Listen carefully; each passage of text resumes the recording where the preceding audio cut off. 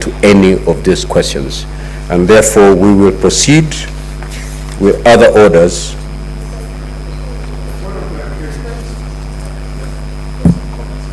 Yes, Senator Boni. Mr. Speaker, sir, we hear you. But from your communication, the Prime Cabinet Secretary has alerted Senate this morning. The Cabinet Secretary at the National Treasury has alerted the Senate this morning. Mr. Speaker, it should also occur to this House that this is not the first time the Prime Cabinet Secretary is failing to appear before this House. And Mr. Speaker, if this does not imply attitude, then what does? The Cabinet Secretary has an attitude about this House. He thinks, Mr. Speaker, that the House is waiting for him so that this morning it discovers that he's not around. He had a 7-day window during which he knew he was going to travel, or he was traveling. He should have informed us. This is the time for now us to sanction the Prime Cabinet Secretary so that he respects the House of Equity that represents the 47 counties of Kenya. This cabinet, the current cabinet, Mr. Speaker, sir, if we don't call it to order as Parliament, they are going to run roughshod on all Kenyans. Same applies to Professor Njukuna Ndung'u. Mr. Speaker, probably Shingo Upande, quote unquote, we can accept the one who is in Dubai because he had the courtesy of informing us earlier. But these two, and they represent two critical portfolio, they must be here. I beg you today on this standing order, you sanction them. Otherwise Parliament will start looking like a barasa in Malinya, in Mutuapa, in Ileongilani. That cannot be the case. In manyora, who are they to challenge Senate? Who? Thank you, Mr. Speaker. Senator Wambua.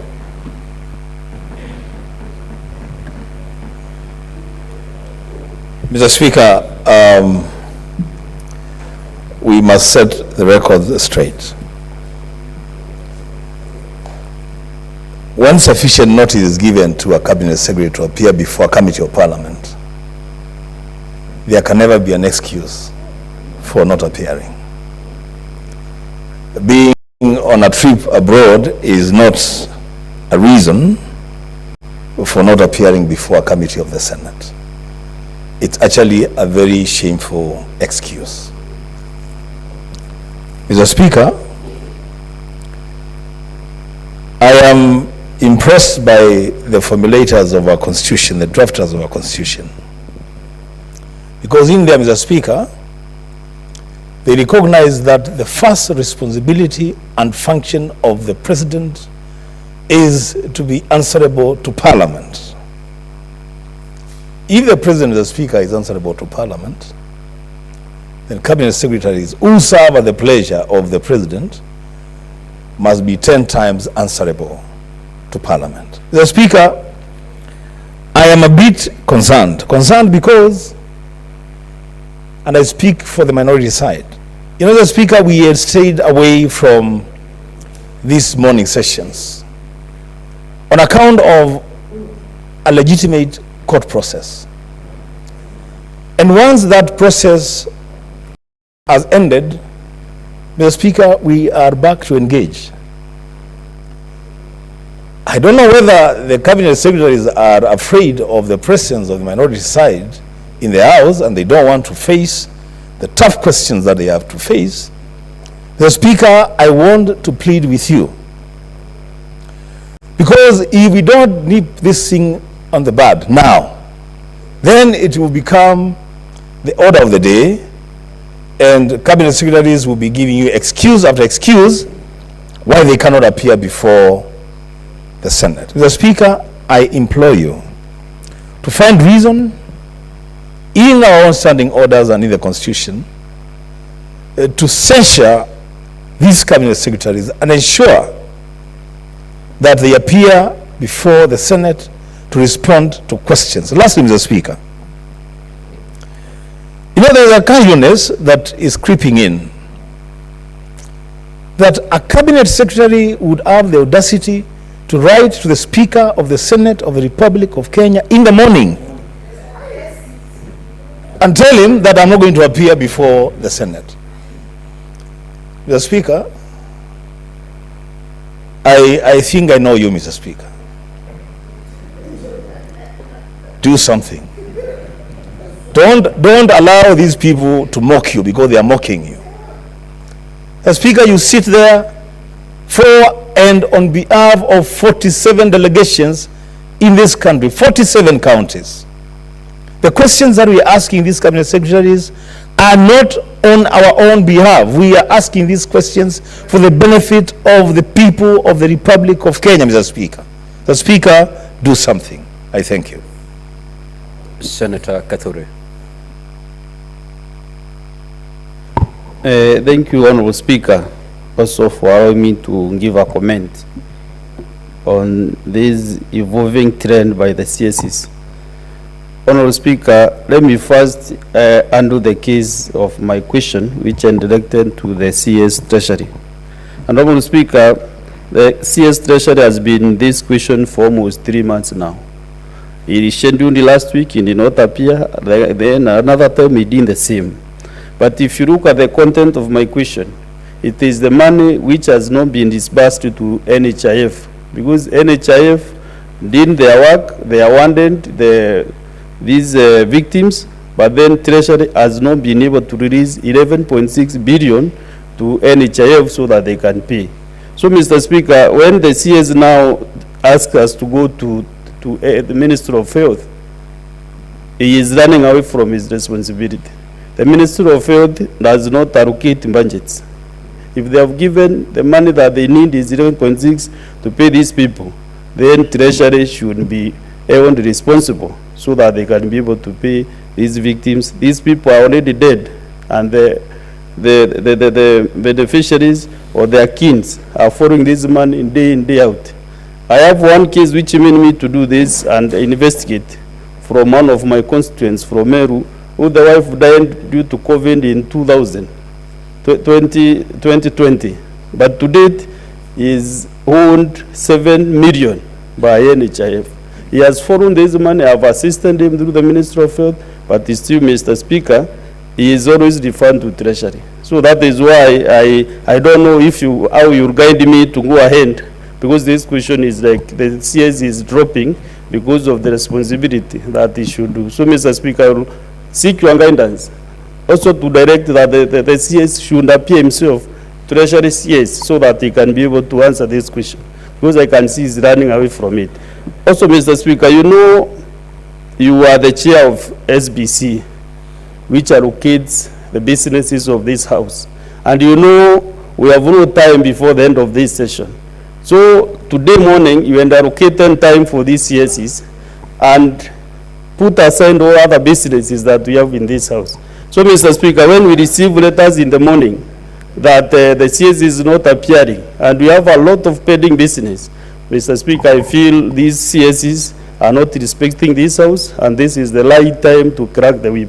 So, Mr. Speaker, we are very committed to do the work that we are elected to do.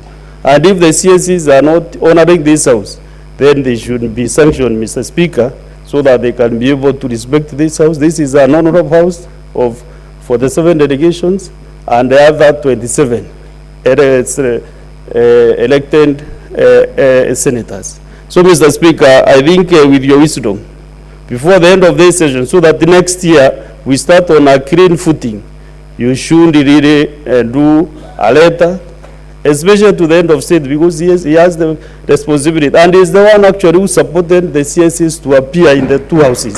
So, Mr. Speaker, I think, you know, this is the first time Senator Sifuna has clapped when I'm giving it. So, Mr. Speaker, I want to end there so that at least Senator Sifuna can hand it to where I have left. Thank you very much, Mr. Speaker. Senator Karungo. Thank you very much, Mr. Speaker. Mr. Speaker, when we were elected to this House, the President implored us to amend our standing orders for the CSs to appear before us. We had the support of the head of state. So when they don't appear, they don't just show contempt to this House, also to the President of this Republic. And Mr. Speaker, as a feeling of many members, please crack the whip.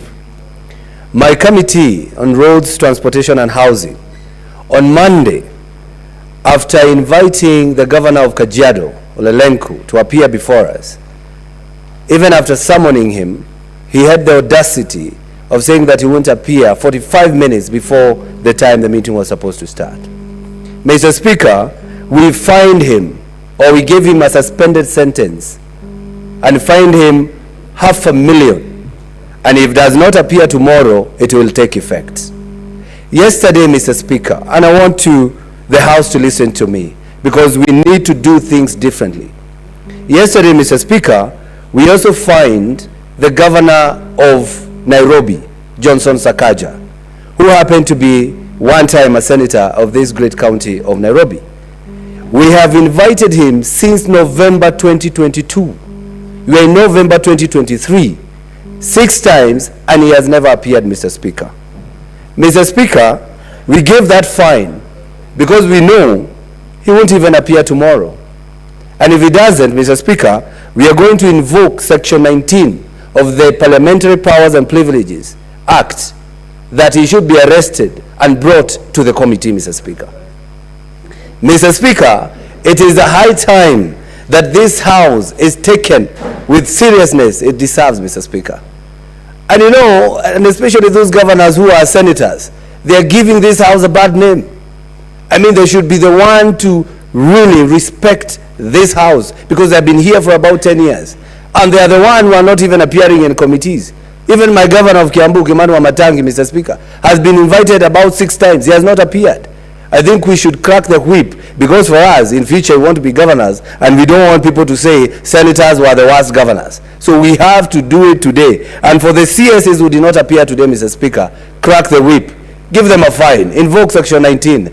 Because if you don't do that, we will receive the apologies a minute before we get into the House. Thank you very much, Mr. Speaker. Senator Gloria. Thank you, Mr. Speaker. For me, I want to weigh in on the issue of the disrespect that the Senate is receiving from this cabinet, Mr. Speaker. I believe that when the Kenya Kwanza government ran for office, we are here for the hustler nation, for the people. What else are the cabinet secretaries so busy doing that they cannot come here to answer questions that the hustlers are asking, Mr. Speaker? Because for me today, I was looking forward to engaging with the Minister of Energy, Mr. Speaker. The bills on KPLC are crazy. The rogue billing, there's a lot of things that are happening under KPLC. And we have questions for the people who have sent us here. We have questions, Mr. Speaker. And I think at the rate at which it's going, Mr. Speaker, then I employ the President to kindly make sure that we have the chief administrative secretaries. Because if the cabinet secretaries are now tired of their jobs, let their assistants come in and do that job, Mr. Speaker.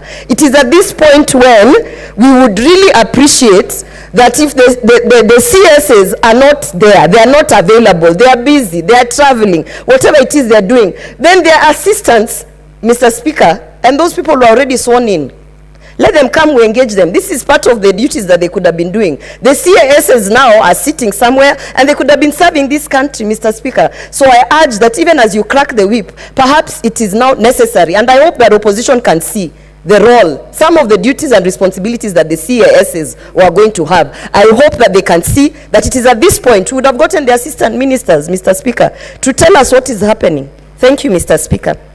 Senator Sifuna. Mr. Speaker, correct me if I'm wrong, but the High Court found that the position of CSS were unconstitutional. We are not going to substitute the people responsible for the ministries for unconstitutional office holders.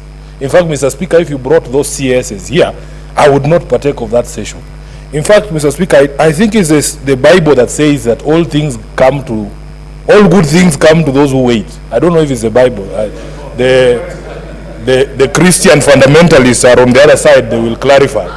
Mr. Speaker, I am extremely happy that every single day we have indicated as members of a minority on this floor, because you will remember that this question of appearance of CSs on the floor of this house originated from a presidential memo. It was the president's own idea, sending his own cabinet secretaries to the floor of this house. We, of course, were in opposition of that particular move because we thought, or it was our thinking then, that it was an unconstitutional way to go around constitutional provisions to bring them before the floor of the House. We actually filed a constitutional reference before the High Court. The High Court disagreed with us and said there's nothing wrong with the CSs appearing before the floor of the Senate. And it is not a coincidence that just the second week when the members of the opposition want to engage robustly with these people, they're already running away, Mr. Speaker. It doesn't make any sense. I was looking forward, because we have a serious controversy in this country about the G2G deal. I wanted to look the CS energy in his eyes and ask him those questions that I've written down here, Mr. Speaker. But he has run away. And this is becoming a habit, even in the committees. My chair of the Housing Committee has just elucidated what we're going through in the committees of the House. Because, Mr. Speaker, you invite a governor to answer questions about his own people. The people of Jericho, Lumumba, Imaringo were in the committee yesterday waiting to ask questions through their senator to the governor of Nairobi. He just says he has traveled. And my suspicion, Mr. Speaker, is that this COP28 that is happening in Dubai is going to be one of the biggest scandals in this country. When the final list of the number of Kenyans who have gone to Dubai is published, we will be embarrassed as a country. I am happy that as a senator I was told there is no money in the Senate, so I decided to just stay at home. Mr. Speaker, you are aware of this issue. So for us, because some of us have serious contributions to make on the matter of climate change and the environment, Mr. Speaker, but we were denied that opportunity. Now my brother Musalia Mudavadi has gone there. I doubt if he can be more eloquent on issues about the environment as I would have been in Dubai, Mr. Speaker. But anyway, let us see what will come out of that particular conference. So we want to say this, Mr. Speaker. In fact, this morning session was created specifically for these cabinet secretaries. We should have been having our committee meetings. What is the point of order, Senator Boni? Mr. Speaker, you have heard the remarks by the distinguished Senator of Nairobi about the cabinet secretary. Mr. Speaker, is in order to drag into this house the fights between him and Mudavadi over the matter of kingship in their community? Is in order, Mr. Speaker, to bring such a matter here? Senator Boni, in fact, you are out of order to that extent. To the extent that you're rising on a point of order on a senator who is contributing on a point of order. Yes. To that extent, your point of order is overruled. Conclude, Senator Sifon. Mr. Speaker, let me assure Senator Khalwale that I am not in competition for anything with Musalia Mudavadi. I don't see myself competing with him for anything. I'm just saying, and the communication from the Speaker came that he has traveled to COP. I'm just wondering, because you know, this issue of climate change can better be elucidated. I would rather we sent Esther Okenyuri, Senator Okenyuri, or my sister Gloria, because the younger generation have a greater appreciation of these matters than some of these guys. So, Mr. Speaker, I want to say that I am deeply disappointed, and we as a House must put our foot down. I am very happy with the Chair of Transport and Housing, the Honorable Senator Thangwa, that he doesn't joke when it comes to respect for the people and the respect of committees of this House. He has fined people liberally, and I want to encourage you, Chairman, that we are all behind you as senators in that committee. Arrest people, drag them before this House, because some of them, they just fly in and fly out, Mr. Speaker, wanasema Kiswahili, wanabadilisha nguo bandarini. We want them to be arrested at the bandari when they are changing their clothes, to be brought before committees of this House. I thank you, Mr. Speaker. Senator Mgatana. Bwana Speaker, mimi nilikuwa natarajia kumwona waziri wa kawi Mheshimiwa Chirchir, kwa sababu watu wa Tana River wanajua KETRACO walilipwa pesa ili ile zile waya zao zipite kwa mashamba ya watu, na watu wanajua mamilioni yalilipwa, lakini wananchi hawakupata hizo pesa. Wananchi wa Tana River wanangojea kuelezwa hizo pesa ziko wapi, alafu waziri anakosa kukuja na wananchi wanamngojea. Mimi Bwana Spika, ningependa kutoa maoni yangu ya kwamba utoe faini sio ya 1500, lakini faini ya milioni 1 kwa kila waziri ambaye anakosa kufika kwa bunge la Senate. Kisha Bwana Spika, uandike barua kwa rais kwamba wakati wa kufuta kazi mawaziri, wa kwanza wa kufutwa ni hawa mawaziri ambao wanakosa kufika kujibu maswali ya wananchi. Kwa hayo mengi Bwana Spika, naomba uchukue mkono wako wa nguvu, uwatie adabu hawa watu, manake wanatukosea heshima. Asante Bwana Spika. Senator Beatrice Ogola. Thank you, Honorable Speaker, for giving me the opportunity. Honorable Speaker, from the word go, this morning I was very keen on the appearance of the respective cabinet secretaries, and particularly, Honorable Speaker, I really wanted to engage the CS Energy and Petroleum. Honorable Speaker, 1 year ago, I raised an issue of faulty transformers in Homa Bay County, and rightfully a response was provided to the Energy Committee, and commitments were made by the same CS on repairs that were to be done by the end of July 2022. Honorable Speaker, up to date, nothing, no repair has been undertaken as was committed by Kenya Power and REA in Homa Bay County. And it is on that note that I was really interested in the question that was given by Senator James Murango on the replacement of defective power transformers in Mwea constituency.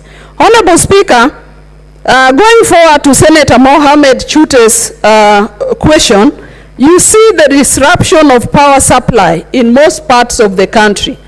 Honorable Speaker, in the last 3 months, we have seen historical blackouts in this country, one ranging for 20 hours, Honorable Speaker, nationwide, and another just the other Saturday for the whole night.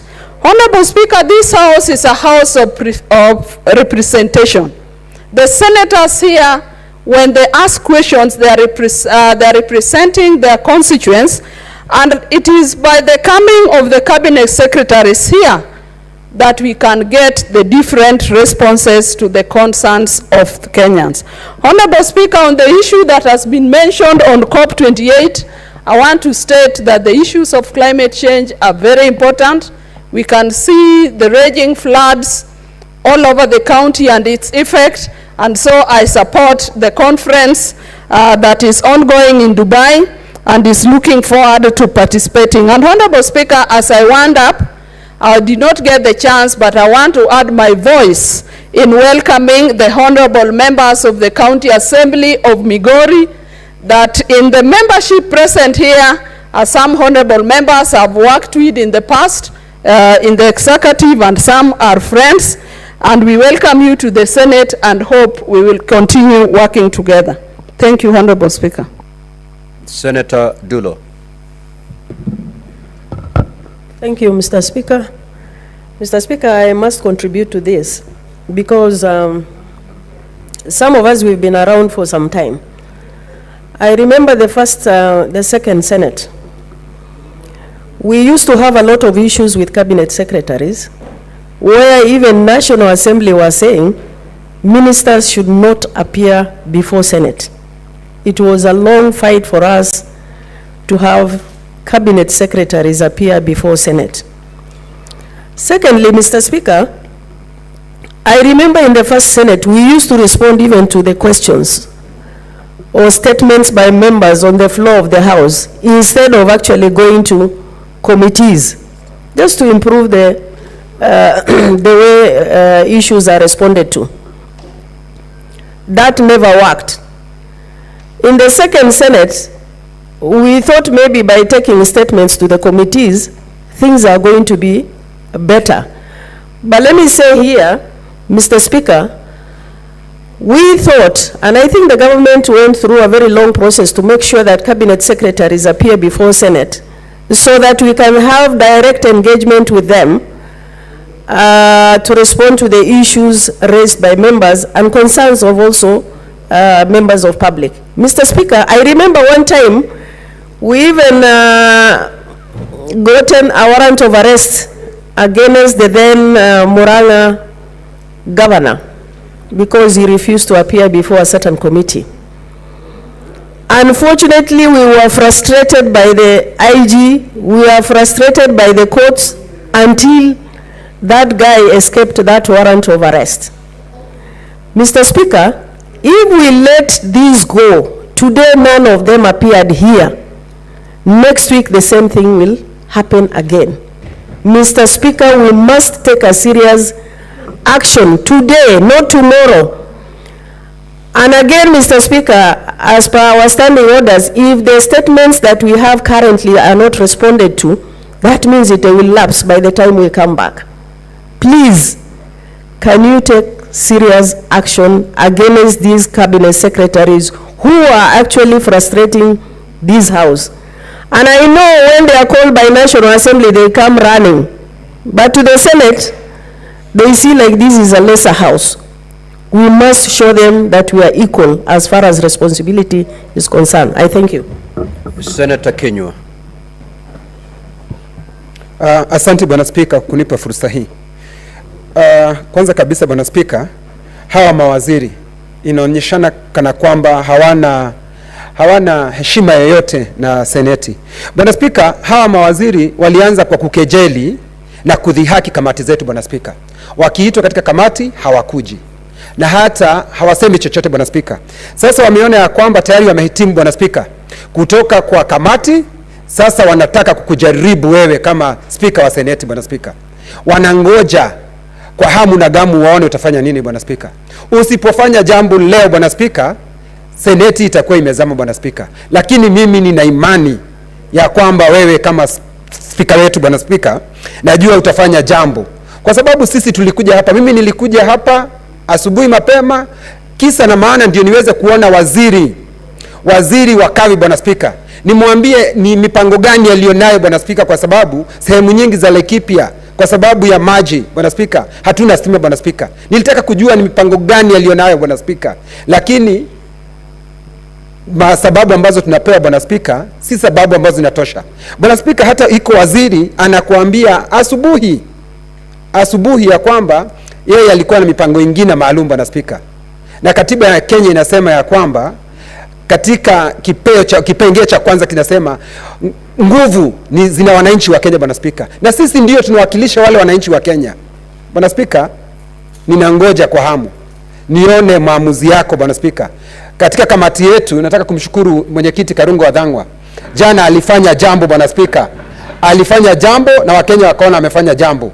Sasa Bwana Spika, Mswahili anasema kizaliwacho ni kizuri kushinda kinachokizaa. Bwana Spika, ninangoja. Nashukuru. Senator Muma.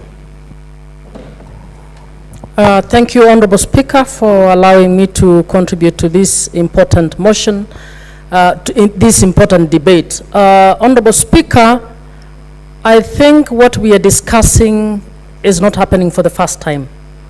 Members have complained before about cabinet secretaries not responding in good time, not just for the plenary, but also for the committees. Mr. Speaker, I believe this is the time for us to make a determination as to whether the Senate is a house of parliament or a house of jokes. Mr. Speaker, it is, I think, the highest state of disrespect for cabinet secretaries to receive notification to appear in the Senate at least 14 days to the day they are coming, for them to send you a letter the morning that they are supposed to appear in the Senate. Mr. Speaker, that is the highest demonstration of disrespect for this House. It means they think senators don't have anything to do. Senators can just be on a notice of a few minutes. Their meetings can be called off. We need to send a message that that is not acceptable.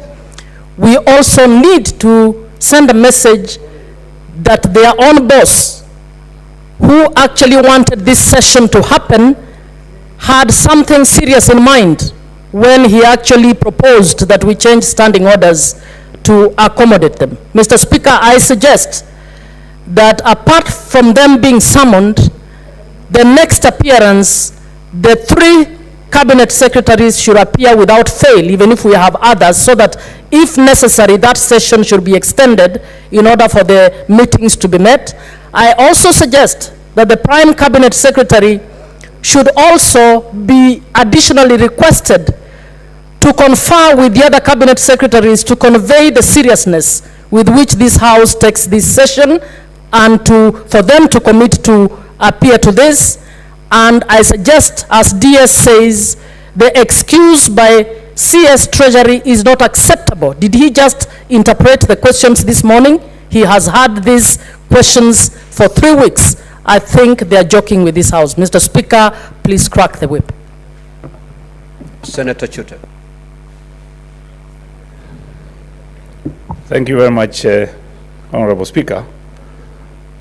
I just wanted to know if the letter that went to the CS has got the clause of Standing Order 51C5. 51C5 reads, a cabinet secretary shall provide a physical and electronic copy of a response to a question at least 24 hours before appearing before the Senate.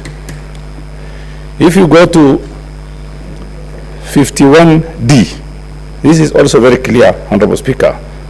The Senate may, where a cabinet secretary fails without reasonable cause to appear and respond to questions under this part, move a motion to censure the cabinet secretary.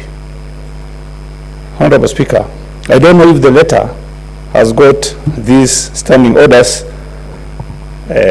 written on them.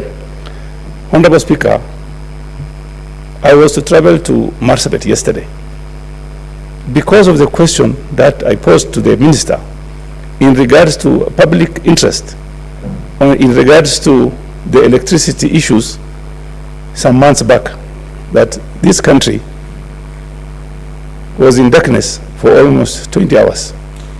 And this question was very simple, Honorable Speaker. We have a problem.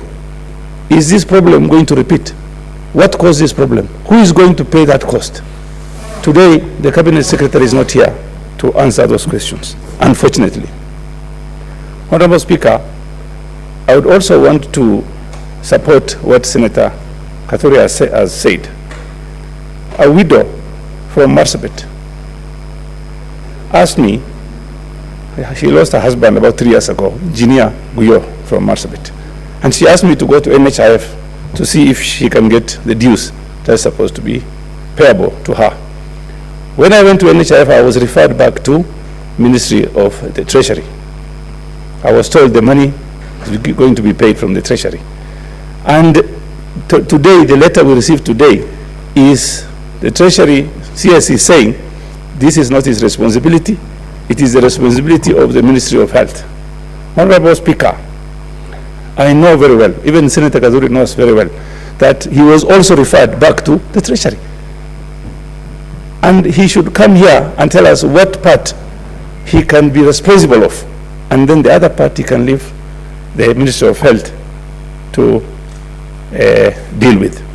Honorable Speaker, finally, I want to say, Honorable Speaker, please take some action.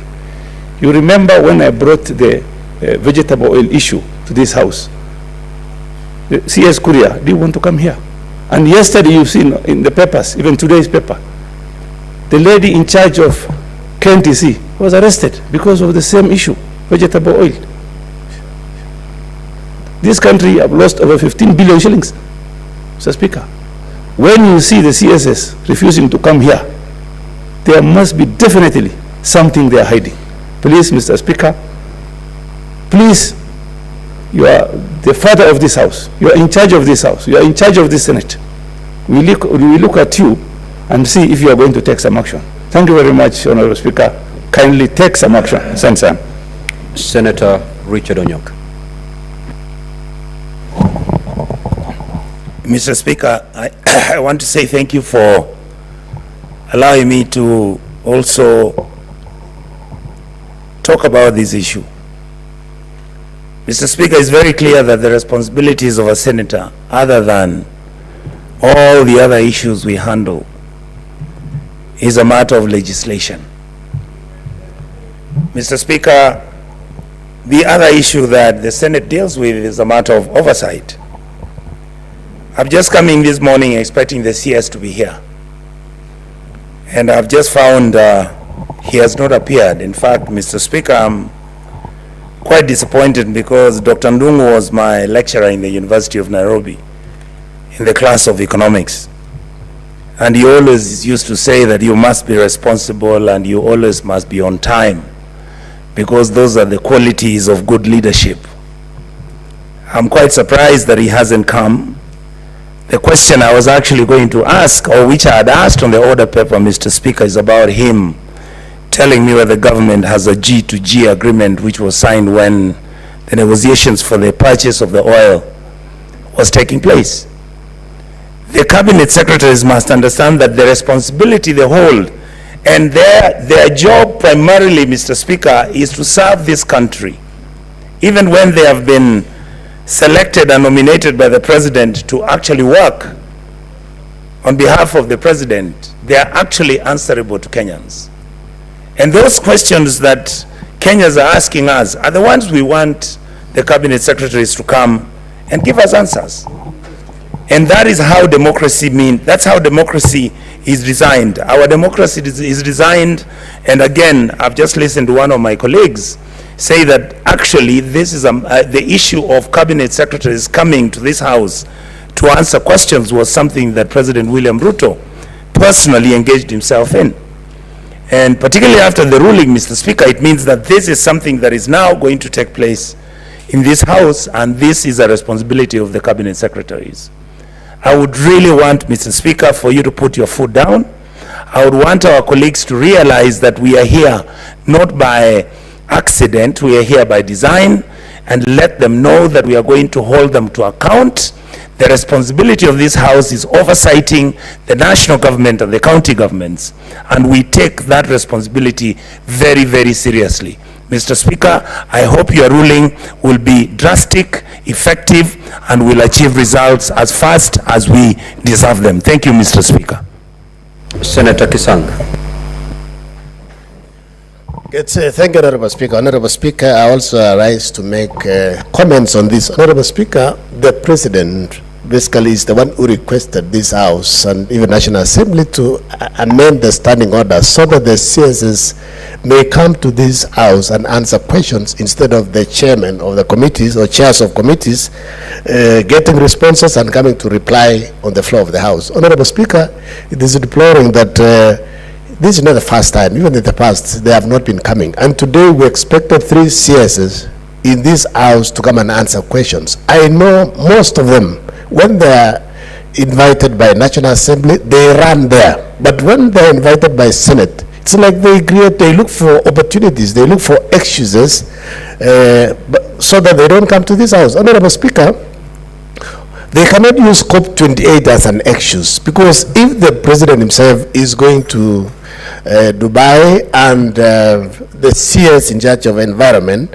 I don't see the reason why the others are going there, and we are trying to have austerity measures to save money. Honorable Speaker, some of us were also invited. The climate change caucus of this House nominated some of us, but we could not go because there are no resources. How come most of all the CSs, more than 50%, want to go to Dubai for COP28 to waste resources? Honorable Speaker, you need to crack the whip, because this CSS will not take us serious if we just let it go the way they think that we'll excuse them. We need to find them. We need to censor them, Honorable Speaker. And we should not also allow the so-called CSS, Honorable Speaker, to come to the House, because the standing orders are very clear. The cabinet secretaries. The cabinet secretaries, on the standing order, there is nothing like a CS. It is the cabinet secretaries who are supposed to come and answer in the House.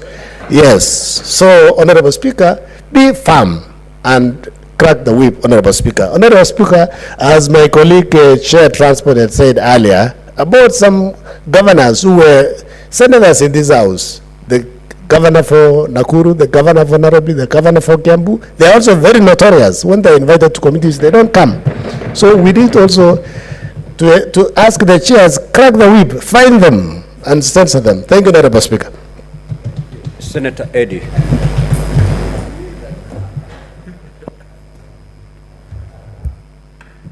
Thank you, Mr. Speaker. Mr. Speaker, today in the morning, I resumed my session, football session, in preparation for, Yala games that are coming in just about a week. And Mr. Speaker, as you know, we don't have any field to be able to train. So we keep on moving from one place to another. And today in the morning, I was training around Magadi Road. And therefore, Mr. Speaker, I had to really rush to get here. Through your honor, may you just give me an opportunity to actually welcome the team from Migori. I'm very proud of these members of the delegated duties in the county assembly, and I hope that I'll get time to talk with them in our own tradition in Parliament here. But Mr. Speaker, in the spirit of rushing to get to this house, I also noticed that we actually are having a second week since the court did pronounce itself on the tussle that was between the minority side and the majority side on the issue of whether it was right constitutionally for the cabinet secretaries to be able to appear in this house. And indeed, the court did rule that it is actually okay, to the extent that now you can see the members of the minority side coming. But I do notice that since the ruling, this is the second Wednesday that the members of the minority have been coming. And those two consecutive sessions, the members of the cabinet have been behaving in a very funny way. They don't appear. Mr. Speaker, if you go unanswered, you realize that even when the matter was in court, I was always able to come to the house and just listen to what is going on.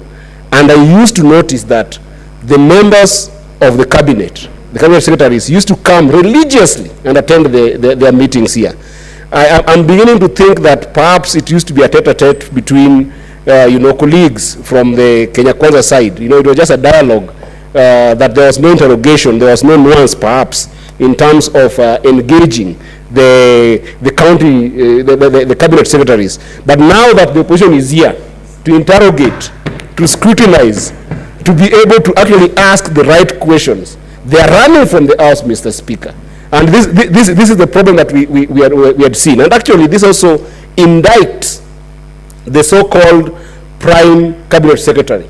Because, Mr. Speaker, the work of the prime cabinet secretary is actually to be able, and I'm saying so-called because it's not in the constitution, but it was created anyway. We disputed it as members of the minority side, but now that is there, Article 153 of the constitution on decisions, responsibilities, and accountability of the cabinet lies squarely with the prime cabinet secretary, because his duty is to be able to supervise and ensure that the members of the cabinet can actually come to this house and answer questions and be held to account. So it is an indictment and a big failure on Honorable Musalia Mudavadi.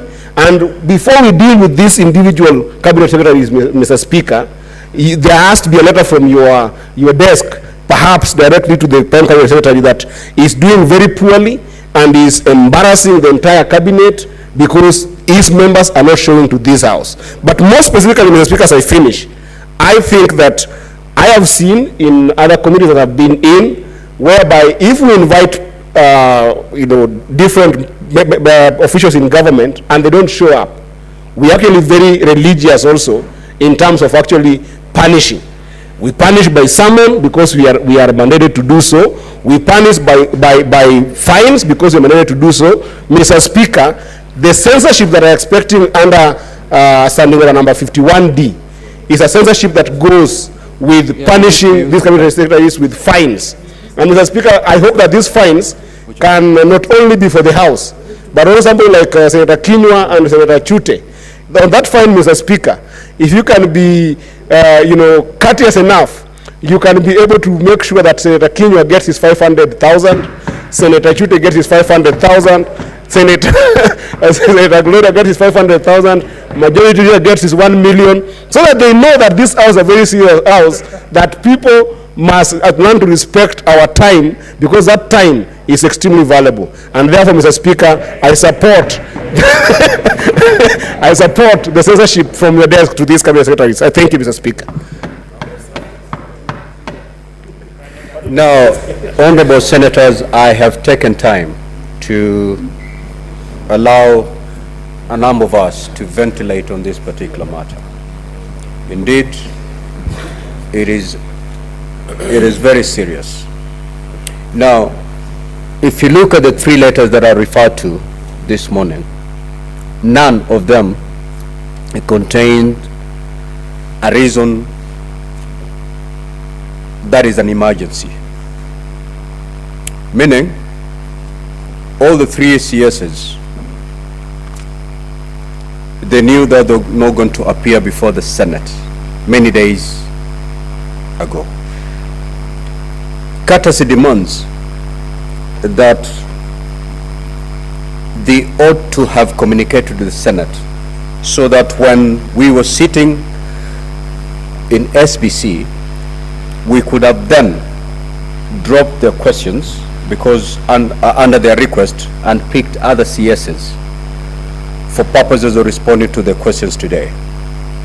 Now, honorable senators, we have over 60 questions in the queue.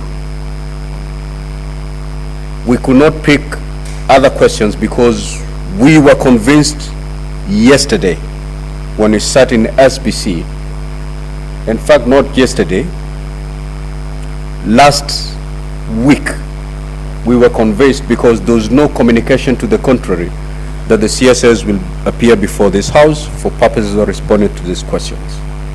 Indeed, receiving this communication this morning is the epitome of discourteous. Now, honorable senators, this House is not a house of lamentations. It is a house of actions. But our action must rest either on the Constitution, statutory law, or our standing orders. Many of you standing to contribute to this particular point of order invited me to be firm on the CSs. I have come through the Constitution, statutory law, and our standing order to see where the Speaker can be able to punish these CSs. If I had any powers to punish these CSs, honorable senators, that day would be now, not tomorrow, as you had invited me. Now, honorable senators, I will invite you to our standing orders, more particularly Standing Order 51D. 51D. Now, the punishment that our CS invites for non-attendance for purposes of responding to this question is contained in our standing order, more particularly Standing Order 51D, a motion of censure. Now, honorable senators, the Speaker of this House cannot file a motion. I can only moderate debate, facilitate debate, to make sure you do the right thing. If indeed, honorable senators, you are persuaded that the behavior of these CSs is unbecoming. Invoke Standing Order 51D. As your Speaker, I'll be here to moderate that motion. In that motion, you may resolve any punishment. You can pass a resolution that these CSs be fined to the extent of whatever amount of money this House will resolve. How I wish I have the powers to punish these CSs. I will do it today.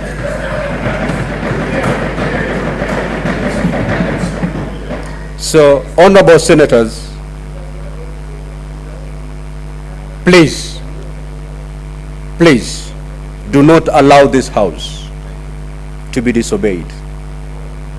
Kindly invoke Standing Order 51D, and as a Speaker, I'll be here to moderate that debate. But this behavior cannot be left unpunished. I hope in the coming days on my desk, I'll see a motion. I will not hesitate to approve that motion of censure. So, honorable senators, do the right thing. Thank you. Honorable Clerk, next order, please.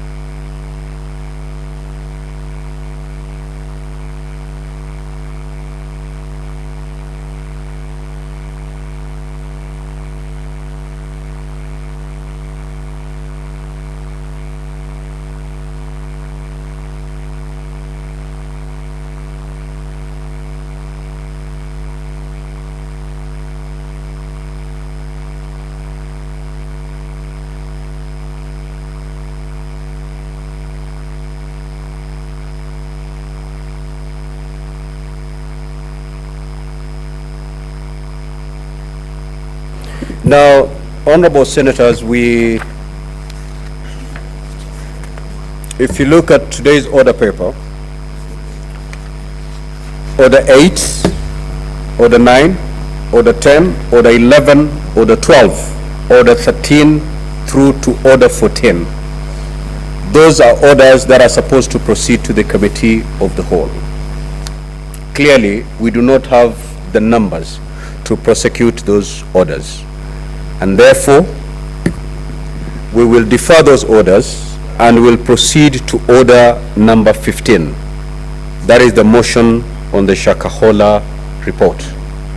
I will therefore invite the clerk to read that order so that debate then resumes on that particular motion. Honorable Clerk. Order number 15, motion. Report of the ad hoc committee to investigate the proliferation of religious organizations and circumstances leading to more than 95 deaths in Shakahola, Kilifi County. Resumption of debate. Now, honorable senators, at the interruption of debate on this particular matter, that was on Tuesday, the 28th of November 2023, the Honorable Boni had the floor and he had a balance of 19 minutes. I will therefore invite the honorable senator to proceed to make his contribution. Thank you, Mr. Speaker. Mr. Speaker, I just started before it was time up for the adjournment of the House. And I'd acknowledged the good work that has been done by this committee, led by the distinguished Senator of Tana River, Senator Mungatana. And because he moved the motion very clearly, using very articulative means, I don't want to belabor, but I just want to appreciate some of the salient points that I've found in this committee's report. Mr. Speaker,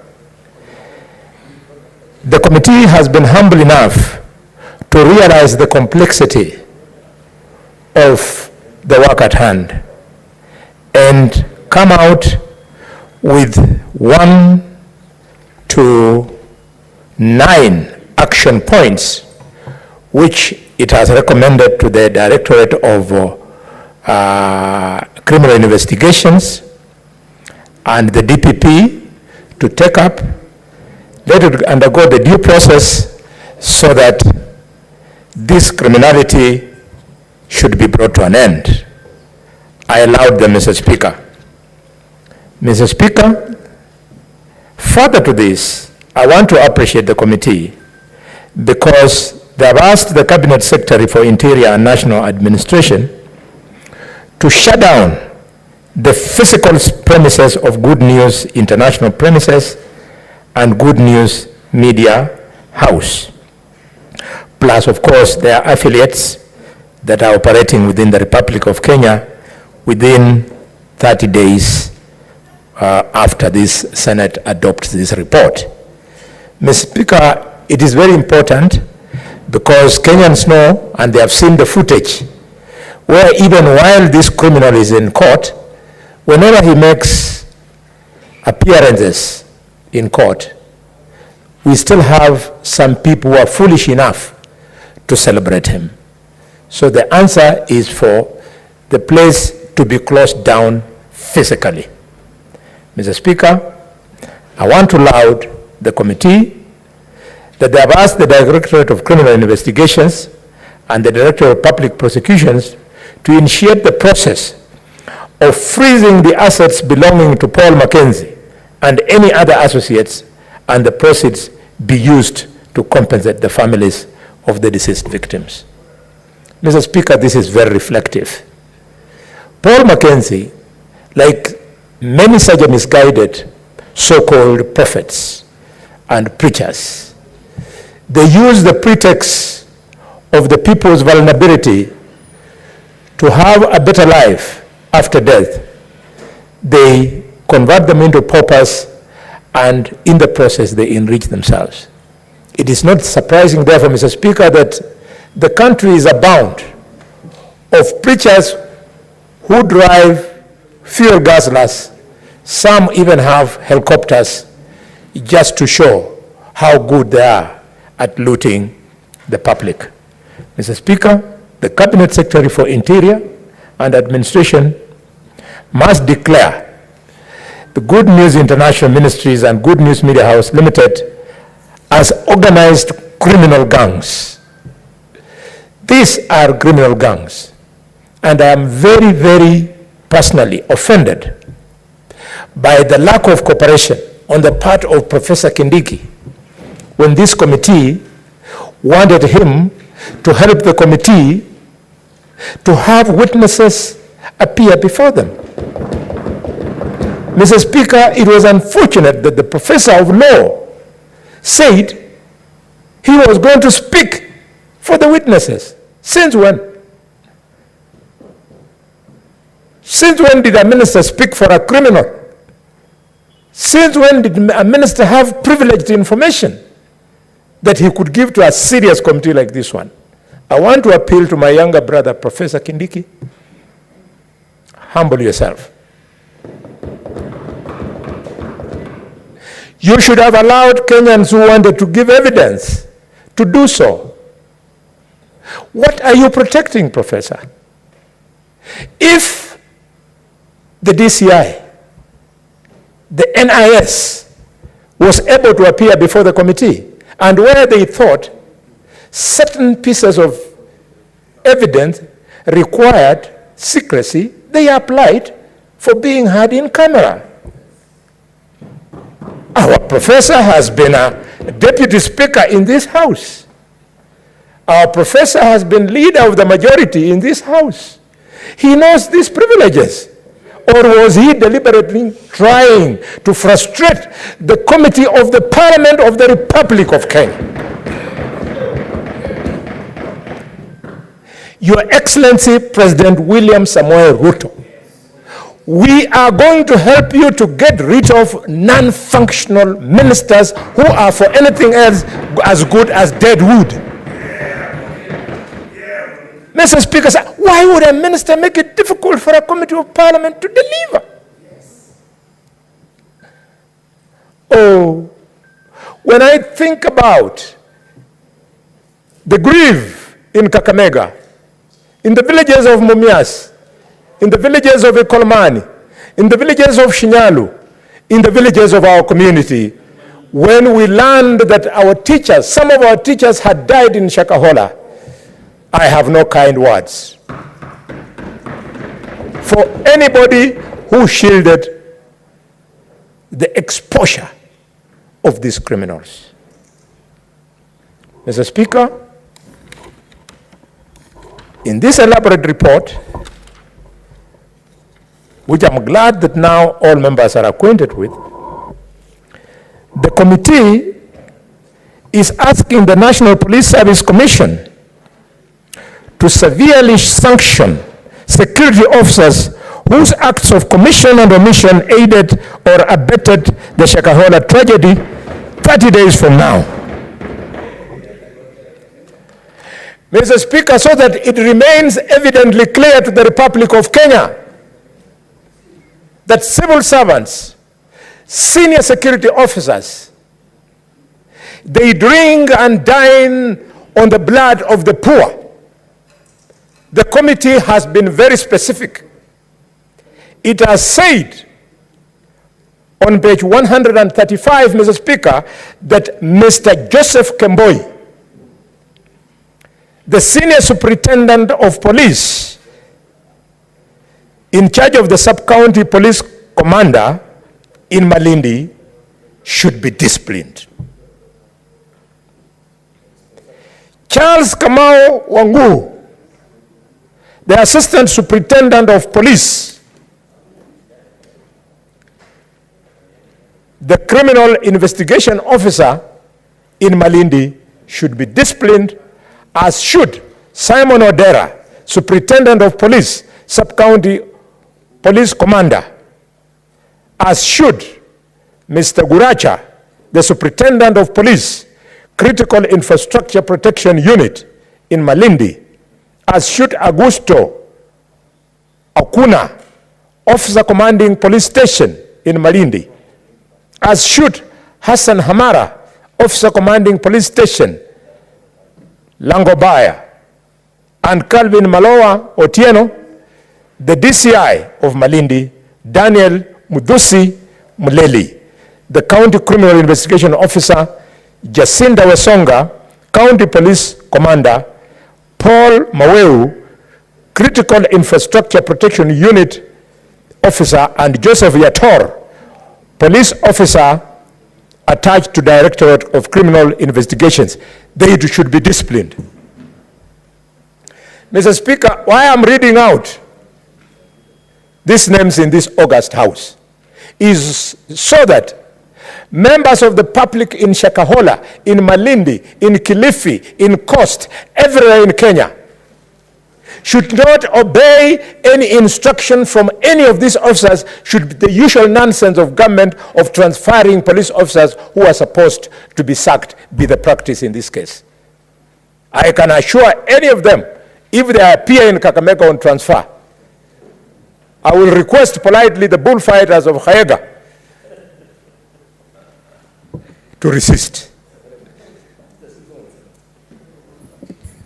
Honorable Boni, are you calling for civil disobedience and Kakamega? Kindly withdraw that statement and proceed with your very good contribution.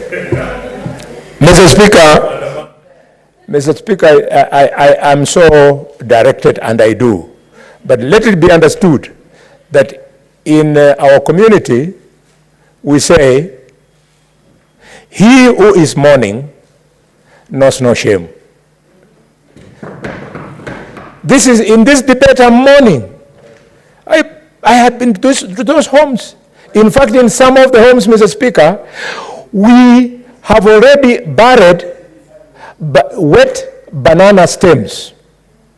In our culture, you bury a wet banana stem when you have lost out all the possibility of ever bringing your beloved one to be buried home.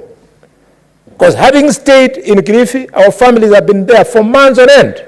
And it is either DNA or what cannot be found, and therefore they are unable to know who amongst all these bodies is indeed their own beloved one. So they have buried bananas. I therefore withdraw that remark and appeal to the security organs to ensure that disciplinary action is taken against these criminals who are in uniform.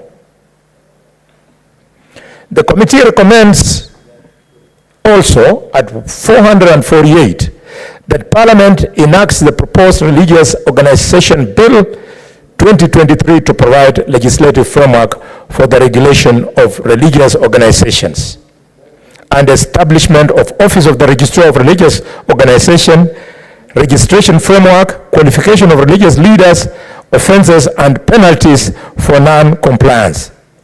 Mr. Speaker, if I had the power, and I don't have, I would convert Senator Mungatana's committee into a special committee to work on this bill.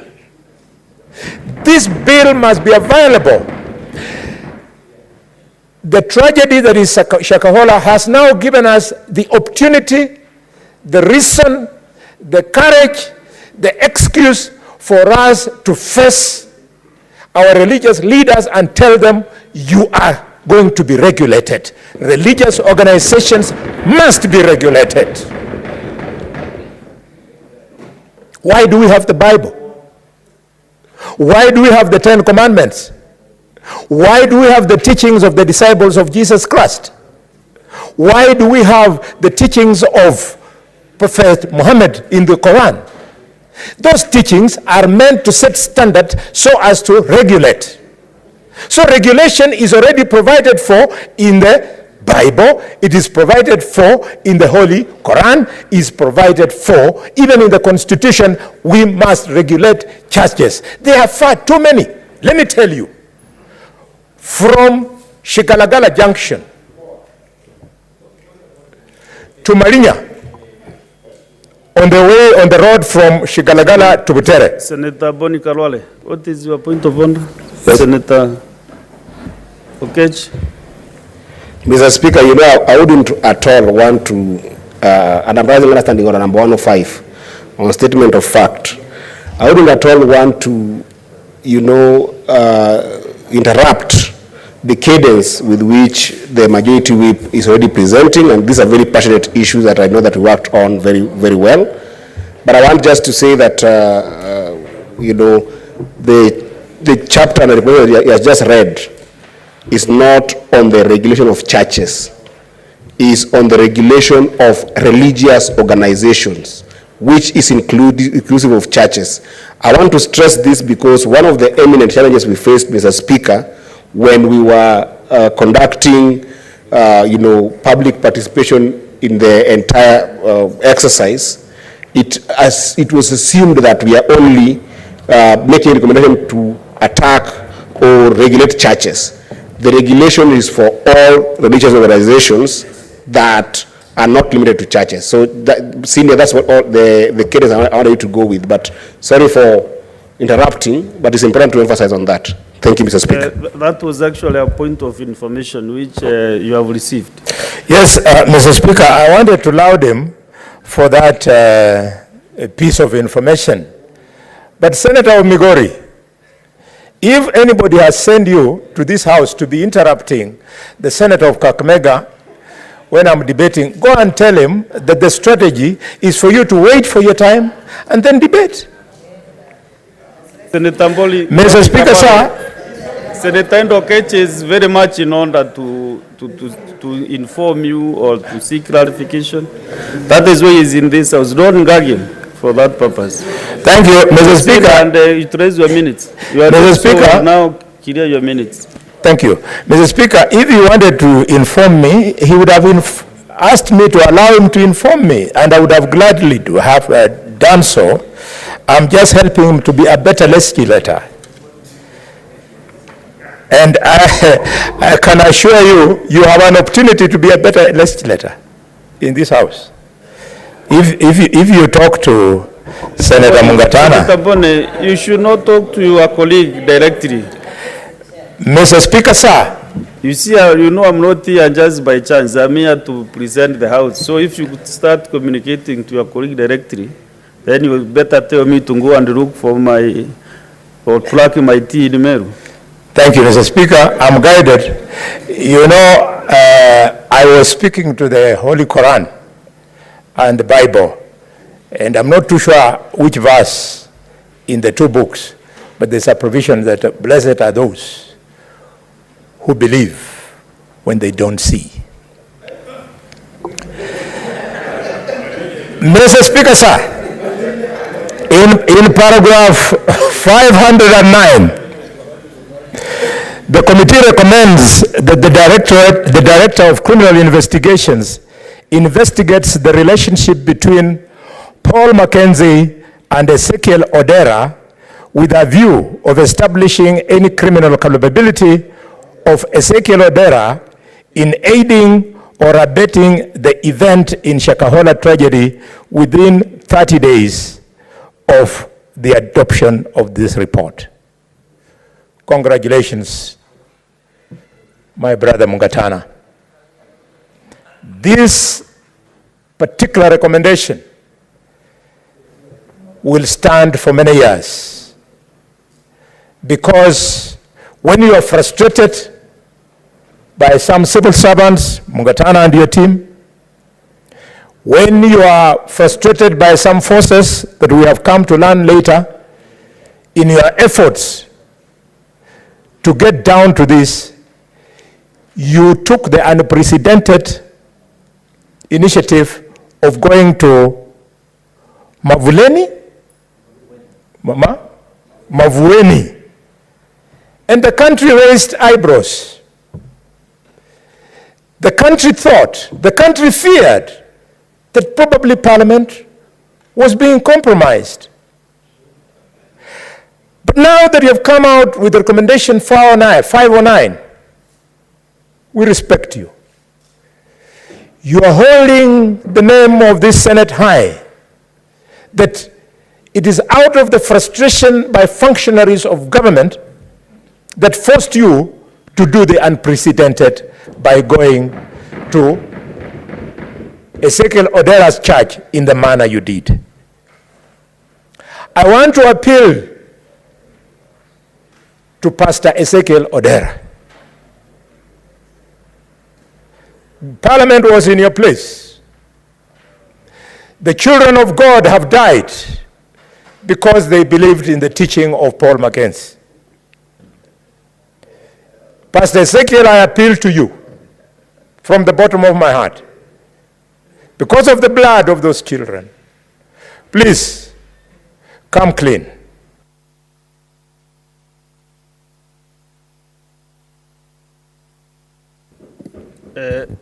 Senator Professor Margaret Kamar.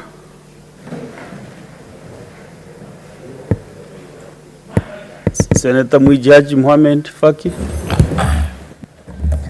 Asante Mheshimiwa Spika kwa kunipa fursa hii kuchangia ripoti ya kamati ya uchunguzi ya Shakahola. Mheshimiwa Spika, nianze kwa kuipongeza kamati hii ambayo inaongozwa na Senator wa gatuzi la Tana River, Mheshimiwa Danson Buya Mungatana, na kamati nzima ikiwamo pamoja na mimi mwenyewe binafsi. Tulihudumu katika kamati hiyo katika hali ambayo ilikuwako ni ngumu kidogo, Mheshimiwa Spika, kwa sababu baadhi ya mambo ambayo tuliyapata yalikuwa yanahitajia uchunguzi wa kina, lakini kwa sababu tulifungiwa mfuko wa kufanya uchunguzi, vile vile tukazuiliwa kuwaona baadhi ya mashahidi na kuwahoji. Mheshimiwa Spika, kazi ya kamati ilikuwa kidogo ni ngumu, lakini tuliweza kujitahidi na tukaja na ripoti ambayo ripoti hii, Mheshimiwa Spika, ni muhimu sana kwa nchi yetu. Kwanza kabisa, Mheshimiwa Spika, ni kwamba swala hili la mkurupuko wa mashirika ya kidini ni jambo ambalo lilikuwa halijaangaliwa katika nchi yetu mpaka alipokuja Pastor Mackenzie na kanisa yake, ndio watu wakaona kwamba kuna hatari ambayo iko na baadhi ya watu walikuwa washapoteza maisha yao. Kwa hivyo ilikuwa ipo haja ya serikali kuweza kuingilia masuala ya mkurupuko wa dini hizi za tofauti. Mheshimiwa Spika, imekuwa sasa ni rahisi mtu yote akitaka kufungua kanisa ama akitaka kufungua kanisa ama shirika lote la dini, ni ashike Biblia, asimame Jivanji ama asimame pale Mama Ngina Mombasa, ahubiri, baada ya wiki moja wiki mbili kanisa imesimama. Mheshimiwa Spika, ipo haja ya kuweza kuwa na kanuni za kuweza kusimamia mashirika ya kidini, kwa sababu hakuna mahali, hata sisi hapa katika bunge, kuna mambo ambayo tunaweza kufanya na kuna mambo ambayo hatuwezi kufanya. Kwa hivyo haiwezekani kwamba mashirika ya kidini watajificha chini ya uhuru wa kuabudu na kufanya mambo ambayo ni kinyume na maadili, ni kinyume na dini zao, na vile vile pia ni kinyume na kanuni za nchi yetu ya Kenya. Mheshimiwa Spika, mauaji ya Shakahola hayakuanza na Pastor Mackenzie.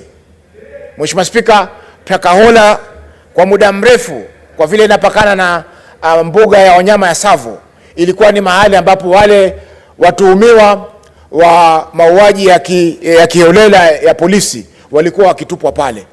Na hili ni swala ambalo hata polisi wenyewe walikuwa wanajua, kwa sababu wakati uchunguzi ulipoanza, wale ambao walikuwa wametupwa mwanzo, polisi walijaribu kuwapuuza kwa sababu walikuwa wanajua ni jambo la kawaida. Kwa hiyo Mheshimiwa Spika, tungependa uchunguzi zaidi ufanywe kuhusiana na wale ambao walipotezwa, hususan katika sehemu za pwani, kwa sababu wengi ambao walikuwa wakipotea, Mheshimiwa Spika, zile simu zao zilikuwa zinapotea maeneo ya Malindi karibu na msitu wa Shakahola.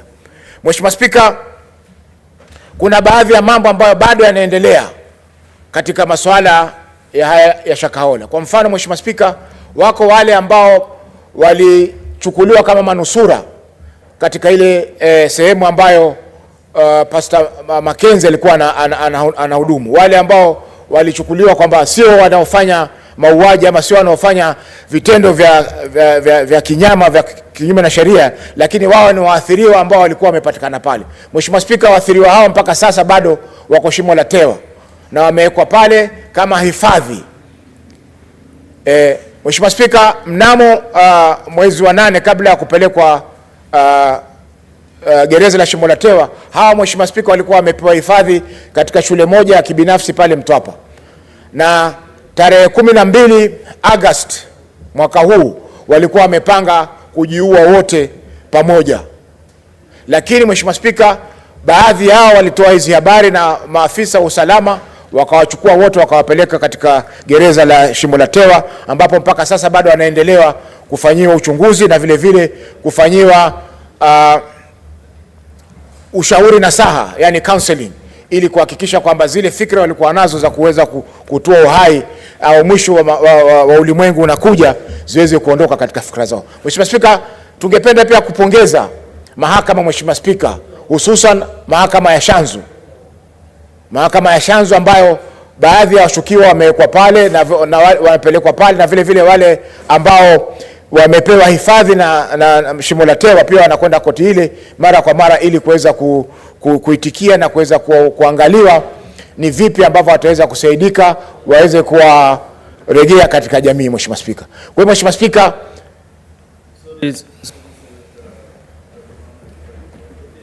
point of order.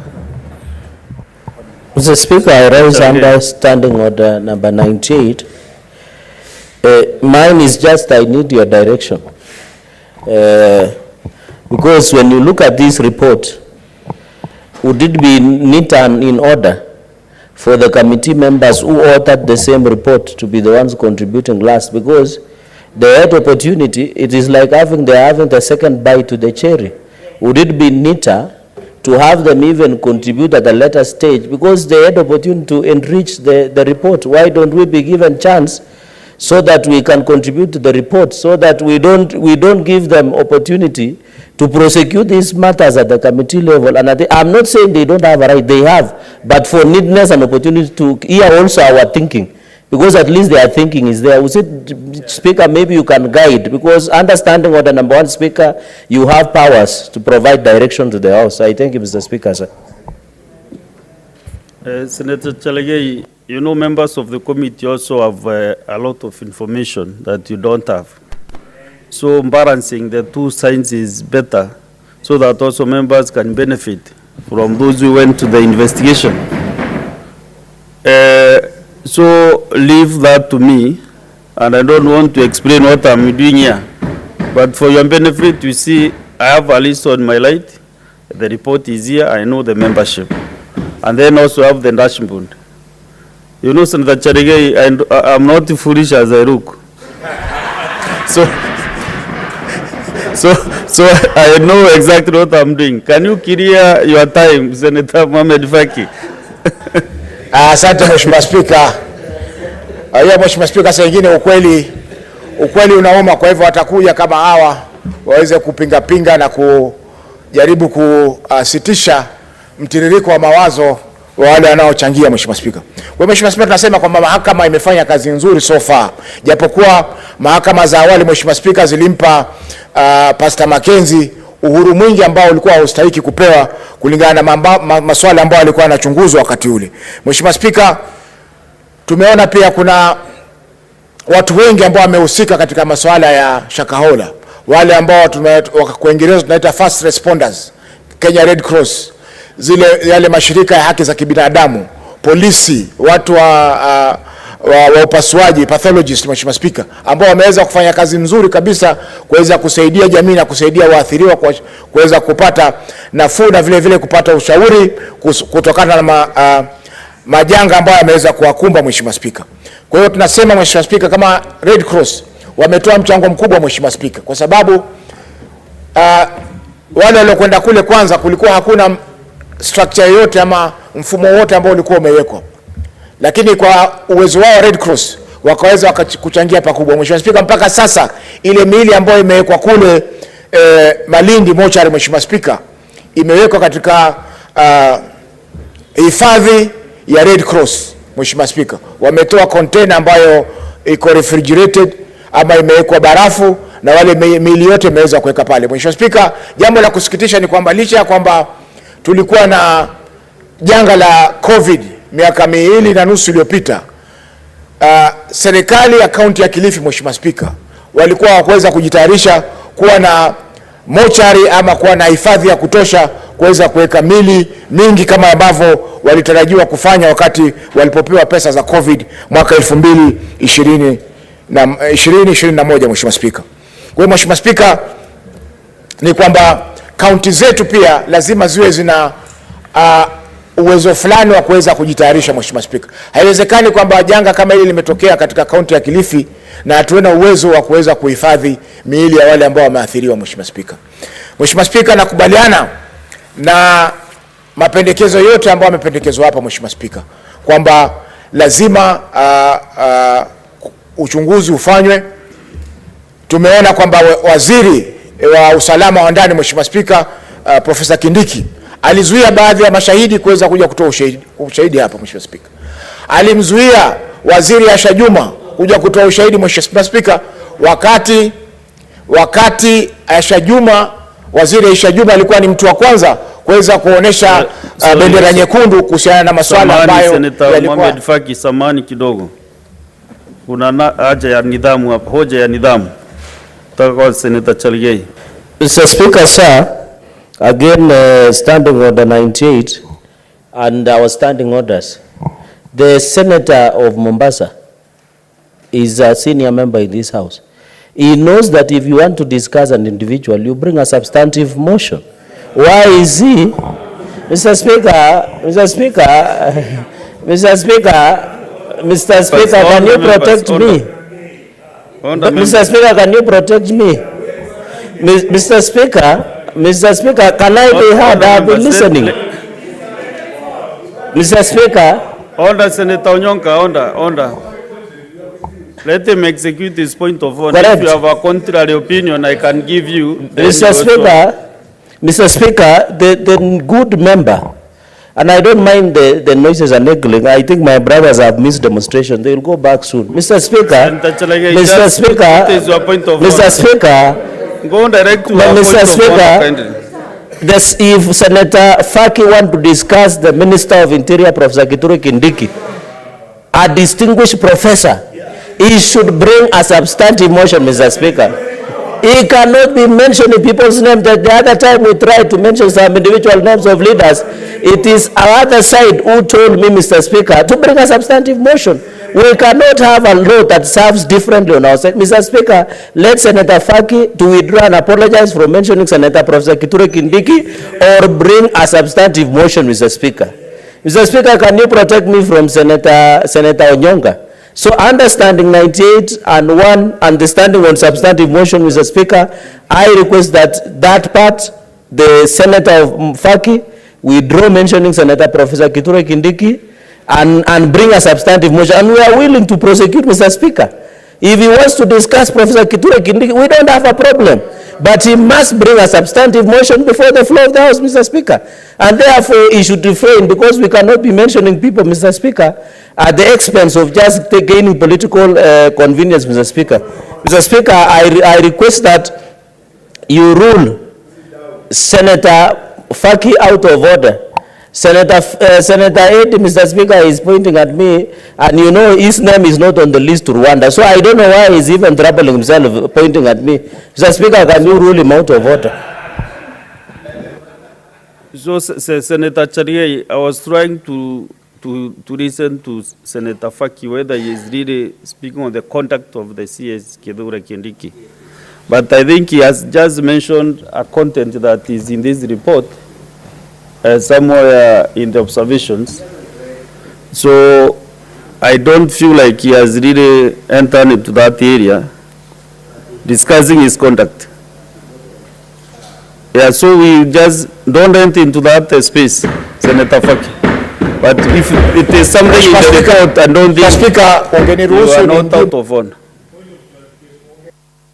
Nimjibu Senator Cherargei kwa sababu yeyote anayosema proceed and clarify what you meant. Yako katika ripoti hii, Mheshimiwa Spika. Shida ni kwamba Mheshimiwa Spika, hawa watu wanaingia.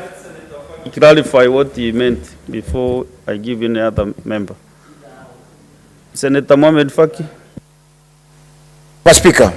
Shida Mheshimiwa Spika, Senator Cherargei ni kama wale tunaitana wanagenzi. Mshasikia hajasoma ripoti, yeye akisikia waziri ametajwa anaruka. Kumetajwa mawaziri watatu hapa na watu wakakubaliana kwamba they need to be punished. Ulikuwa wapi? Mawaziri watatu wametajwa leo hapa katika bunge hili. Na kiongozi wa wengi yuko pale na atakwambia kwamba na speaker akasema kwamba waadhibiwe. Wajua saa nyingine Cherargei, leo ni Jumatano. Jumatano, ngoja Mheshimiwa Spika. Jumatano iliyokwisha Mheshimiwa Spika, Cherargei alifukuzwa hapa asubuhi. Kwa hivyo kama ataka kufukuzwa tena, bwana naendelee kuninterrupt Mheshimiwa Spika. Tunasema Mheshimiwa Spika. Senator Sifuna, what is it? You know, Mr. Speaker, I have made this appeal to the Speaker before and members of the Speaker's panel, that in fact these standing orders protect us from frivolous points of order. Yes. I have not seen this particular standing order 121 B being affected by members of the Speaker's panel, because every single time, and the members who are notorious for these things are known, Mr. Speaker. We need at this particular point in time to cut out these frivolous points of orders, false points of orders that interrupt debate in this particular house. Some people are just here to shout points of order, and when they stand up, they have nothing to say, no content whatsoever. Tasifuna, before a member stands up on a point of order, how can the chair lead his mind? That is not the point. So after you must raise his point of order, then the chair will rule. Mr. Speaker, you have misunderstood me. As I've done that, you have misunderstood me, Mr. Speaker. You have misunderstood me. Understanding order 121, there needs to be a time when a ruling is made that somebody is repeatedly making false points of orders.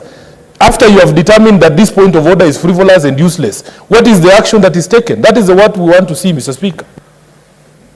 Mr. Sifuna, also if you check on standing on, I think 1-1, you can raise a motion in this house to discuss the conduct of another senator. Substantive motion. So you can have that then we discuss them and put them in order. So you have that space to do that. So no point of order again. Finish me. Mheshimiwa Spika, nafikiri dakika zangu zilisimamishwa. Niko na kama dakika 15 bado. Mheshimiwa Spika, alikuwa anasema kwamba Waziri Asha Juma ambaye alikuwa ni mbunge wa zamani wa eneo bunge la Malindi, ambapo ili eneo la Shakahola lilikuwako, ilikuwa ni shahidi muhimu, Mheshimiwa Spika, kuweza kueletwa katika kamati ili kuweza kueleza ni mambo gani ambayo alikuwa ameona awali kwa huyu Pastor Mackenzie, ambayo polisi ama walinda usalama hawakuweza kuyachunguza ili kuhakikisha kwamba tukio kama ile Shakahola limeweza kuwa kudhibitiwa. Mheshimiwa Spika, tumeona pia kwamba Daktari Johansen ambaye ndio mkuu wa upasuaji, Mheshimiwa Spika, hakuruhusiwa pia kuja kwa kamati kuja kutoa ushahidi wake. Mheshimiwa Spika, hatujui ni jambo gani ambalo Dr. Johansen angeweza kulizungumza kwa kamati yetu ambao labda lingekuwako ni kinyume na usalama wa taifa. Tulimuona mkuu wa usalama Mheshimiwa Haji, Mheshimiwa Spika, Nurdin Haji alikuja kwa kamati na akatoa ushahidi bila shida yoyote, Mheshimiwa Spika. Kwa hivyo tunasema, Mheshimiwa Spika, kwamba katika kuzuiliwa kwa kamati hii kufanya uchunguzi wake kikamilifu, ilikuwa kwa Mheshimiwa Spika ni makosa kwa waziri wa usalama wa ndani kuzuia mashahidi kuja kutoa ushahidi katika kamati yetu. Mheshimiwa Spika, mwisho ni kwamba tulipata fursa pia ya kwenda kwa ofisi kuu za DCI, Mheshimiwa Spika. Na kwa kusema kweli, Mheshimiwa Spika, DCI yetu ni moja ya DCI ambazo zina utaalamu mwingi na zina vifaa vingi vya kuweza kufanya kazi, Mheshimiwa Spika. Lakini jambo la kusikitisha ni kwamba budget ama pesa zinazotengwa kwa shughuli zao muhimu, Mheshimiwa Spika, zimekuwa haba sana. Tukiangalia, Mheshimiwa Spika, tulipokuwa pale, hata ule wino wa kufanyia fingerprinting ili uchukuliwe vidole uweze kufanyiwa ile itoaje certificate of good conduct ilikuwa pia imepungua. Mikataba mingi ambayo wamefanya na mashirika ambayo yanaleta vile vifaa vyao, kwa mfano zile maabara ambayo yanatumika kuchunguza mambo mengi pale katika, Mheshimiwa Spika, zimekwisha na pesa hazijalipwa. Kwa Mheshimiwa Spika, ipo haja ya serikali, kwa sababu DCI inafanya uchunguzi wa masuala ya jinai, masuala ya uhalifu. Mheshimiwa Spika, ni shirika muhimu katika nchi yetu, kwa hivyo lazima liweze kupata pesa za kutosha ili ziweze kuzuia maafa kama haya Shakahola na maafa mengine ambayo yanaweza kutokea katika nchi yetu ya Kenya, Mheshimiwa Spika. Kwa Mheshimiwa Spika, naunga mkono ripoti hii na ningependa kwamba Senate iweze kuikubali na yale zile taasisi ambazo zimeombwa zifanyie kazi, ziweze kuifanyia kazi. Tuone kwamba dini ambazo ama mashirika ya kidini ambayo yana tashwishi na yanafanya mambo kinyume na sheria na kinyume na maadili na vile vile pia kinyume na vitabu vya Mwenyezi Mungu zimeweza kusimamishwa ili wananchi waweze kuishi kwa usalama. Asante sana Mheshimiwa Spika kwa kunipa fursa hii. Thank you. Next is Majority Leader and Kericho Senator. Thank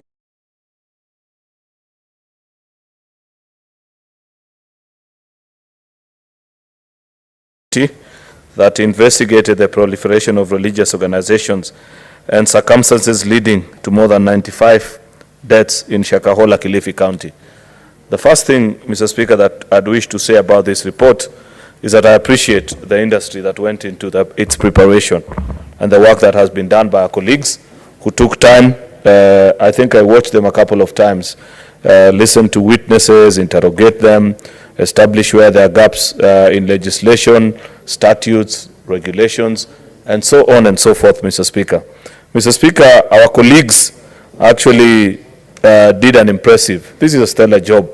However, Mr. Speaker, there are quite a number of glaring gaps that are in this report, which, as we appreciate and celebrate their work, as a Senate, we must ask ourselves, how do we move forward from here? Because the committee has established and has done direct linkage between the so-called Mackenzie, the fake pastor, and the crimes that were committed. And there are people along the line that contributed to this happening, actually, Mr. Speaker. And I have seen that further down the report, the other committee has given sanctions and recommendations to the various bodies and state agencies that need to follow up and give direction on what happens. While that is in order, and I'll be making a comment on the same, especially on the language that is used in the recommendations part of the report, Mr. Speaker, allow me to first just establish, and perhaps this is something that the committee will rather inform us better, because when you title the committee that it is more than 95 deaths in Shakahola, it's quite interesting because when we went out as a house and said we need a committee to inform us on exactly the number of people that died, it is my expectation, Mr. Speaker, unless I haven't been able to capture it appropriately in the report, it's quite voluminous, and I began reading actually yesterday and have moved on quite well this afternoon, on what is the exact number of Kenyans that we have lost, Mr. Speaker, because it doesn't come out explicitly in the report on their findings, perhaps an estimate whether there are more to be discovered that are still buried. Remember, there was that exhumation exercise that was ongoing in this particular part of the country. Mr. Speaker, this is something that is good for the history books. You know, Mr. Speaker, Kenya is still a young republic. And many of the times that we do work and don't know that years down the line, in another 50 or 100 years, Mr. Speaker, there will be members of parliament, members of Senate, who will refer to such reports. And perhaps might not be anybody alive to bring to the facts to fore, like a report of a committee of parliament can do. And therefore, they'll be relying on such reports, such as the one that we adopted in this House, Mr. Speaker, to get the accuracy of the happenings in this particular day and age. Therefore, I'd wish to urge colleagues that when we retreat to such particular instances, let us do this job the same way, and this is not particularly specifically with specific reference to this committee, but to all of us as members of parliament, to know that when we generate such reports, there'll be people 100 years down the line who will know that there was a senator called Danson Mungatana. He represented the people of Tana River in the Senate in the 13th Parliament. One time he chaired another committee, and they looked into the proliferation of such cultic behaviors and so on and so forth. And they wish to draw reference at that particular time. People will want to understand why certain laws are the way they are, why the country behaves in a particular way. These are the documents that we'll be referring upon, Mr. Speaker. And it is my hope, by the time I left, Mr. Speaker, PSC at the end of last term, we were actually in the process of acquiring a digital record, and it's good that I say this when Commissioner Mogeni is here. And I hope that you conclude on that particular process. You know, many members of parliament don't know actually where the parliamentary library is. It is somewhere hidden in a building called County Hall and in the basement. There are many members who have never showed up that particular place. And it will be important that we establish mechanism through which we file such reports, so that it's not just on pen and paper and in computers. It will be important for people to search on 20, 30, 40, 50, 100 or even more years later and establish what this House and this committee said. Therefore, Mr. Speaker, the first thing that I wish to appreciate about this committee is that it pointed out a glaring gap, and I agree with those that are saying it is insanity, as we have been informed elsewhere, to do the same thing over and over and expecting different results each time. I don't mind being informed by the chair of the committee, Mr. Speaker. Yes, Chair Mungatana. Speaker, I have a great respect for my majority leader. and it is not in my habit to interrupt debate, but I just wanted to inform him in terms of the exact numbers. There were 428 deaths, and it's contained in the report. He has graciously explained that he has not maybe reached that chapter, but we have actually set out the comparison, the bomb blast, the people who died, the people who are killed in various tragedies in this country, and we have said that this was the biggest by far as compared to all those. So my majority, that information is actually there. Don't worry, we did a good job. Thank you. I thank you, Mr. Speaker. That's very useful information from the committee chair. And that's why it's important to have the committee chair listen in when members are debating their report so that they can shape and guide us when we miss. And I like the fact that he has reminded us as a parliament and even as a country that of all tragedies that you can think of that have befallen this nation, there is nothing that compares to this Shakahola madness. And it bothers me deep down to my heart that this matter, the minute it got out of media attention, actually, and the court battles that we continue to see with Mackenzie, it appears to be a matter that we have quickly swept under the carpet. That one individual can begin an exercise that leads to the death of over 400 countrymen, and it doesn't shock us, and we don't have a full-time schedule of punishment to those that in one way or the other, by commission or omission, participated in this exercise reaching the grave nature that it reached, Mr. Speaker, is something that should trouble all of us as leaders. Because believe you me, from all these 428 deaths that you have referred to, Senator Mungatana, I believe, and I know, I have seen actually, that most of them came from the far-flung corners of this part of this country. It could be somebody from Kisii, from Kericho, from I don't know where, whichever part, even as far as Turkana and Kakamega, the way Senator Boni was talking earlier on, Mr. Speaker. So think about it, good people. If you imagine the 1998 bomb blast, we know what has been done, how it's been recorded, how the perpetrators, some of them were found, others were not, because these were acts of terrorism. You can think about any other tragedy. You know, the ferry that sank, I think, in the early 90s, Mr. Speaker, and so many other things, tragedies that have befallen this nation.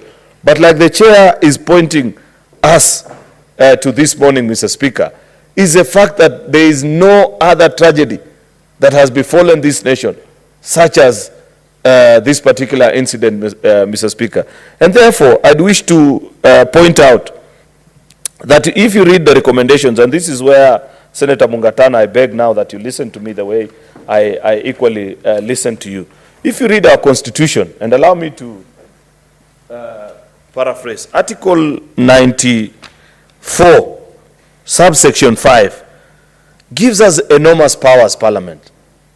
And to quote verbatim, it says, no person or body other than Parliament, Parliament is us and the Assembly, has the power to make provision having the force of law in Kenya, except under the authority conferred by this Constitution or by legislation, because we create other statutory bodies that then make regulations and so on and so forth. But there's something that is being reminded to us as a House, that each time we sit to consider matters and we make decisions by way of resolution or whatever way, that we are the only institution that can make, you know, provisions that have the force of law.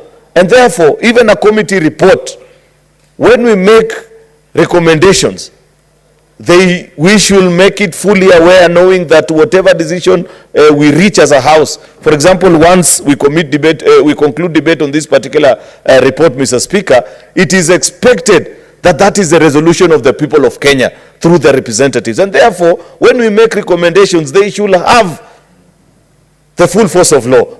And I say that, Mr. Speaker, because I have taken time to read, and perhaps this is more on the Secretariat, but also new members, because as members of committee, you are not illiterate people. You are literate and fully aware of what each English word means.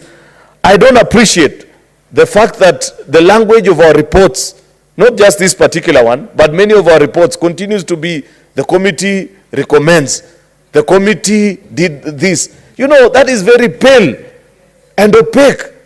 We are the only institution that can make provision with the force of law. It is my sincere hope, and I hope Secretariat is listening, I hope members are equally listening, that each time now we begin to bring committee reports to this House, we shall have more far-reaching recommendations that are brought before the House, such that you make a decision and say the Senate or this committee instructs the Director of Criminal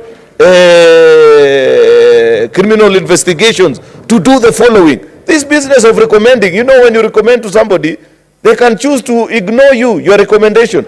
And therefore, I don't appreciate this language that our committees continue to use in our reports about, you know, if you read, and they are very well elaborate recommendations. If you read the name of the officers, for example, who looked the other way, because there's clear acts of omission on the part of the county security team in Kilifi. And all those officers are listed. But then what is the recommendation of a committee? We recommend to the, let me get even that particular part, and I just read it because I had marked it out and said, this is something, you know, that the committee recommends. Yeah, here I got it. The National Police Service Commission should severely sanction security officers whose acts of commission or omission aided or abetted the Shakahola tragedy within 30 days of adoption of this report by the Senate. This shall include, and they are listed, you know, should severely sanction, and the following are listed: Joseph Kemboi, Charles Kamau Wahungu, Solomon Odera, Agbaso Guracha, and so on and so forth. About 11 officers that participated. But I don't appreciate the fact that we appear to be giving suggestions. It should be, Senator Mungatana, you guys carried out an investigation. You have established for us in the report. Anybody reading this report appreciates that actually what you guys are saying is true, that there was an act of omission on the part of these particular officers. I don't see a reason why, as a House of Parliament, we cannot make the necessary final recommendation, despite the fact that as Parliament we may not have the powers to prosecute. This should be a matter that you should conclude on it, send the file directly to Director of Public Prosecution. If there are any further details that need to be tied down, that is their business. But it is my belief that as Parliament we need to. Because when you say National Police Service to sanction, yet earlier in the report, Senator Mungatana, you have showed us that many of these officers, the only punishment is being given to them is a transfer. That is what I want us to reflect on deeply and think about it as Parliament each time we make these recommendations. Because there is no institution, good people, good senators, listening to me this morning, there is no institution in this country, not even cabinet, has the power that us as legislators we have. Each time we deal with matters as serious as this, let us interact and think about it. The same can be said about what has been recommended to the DCI, you know, that you investigate.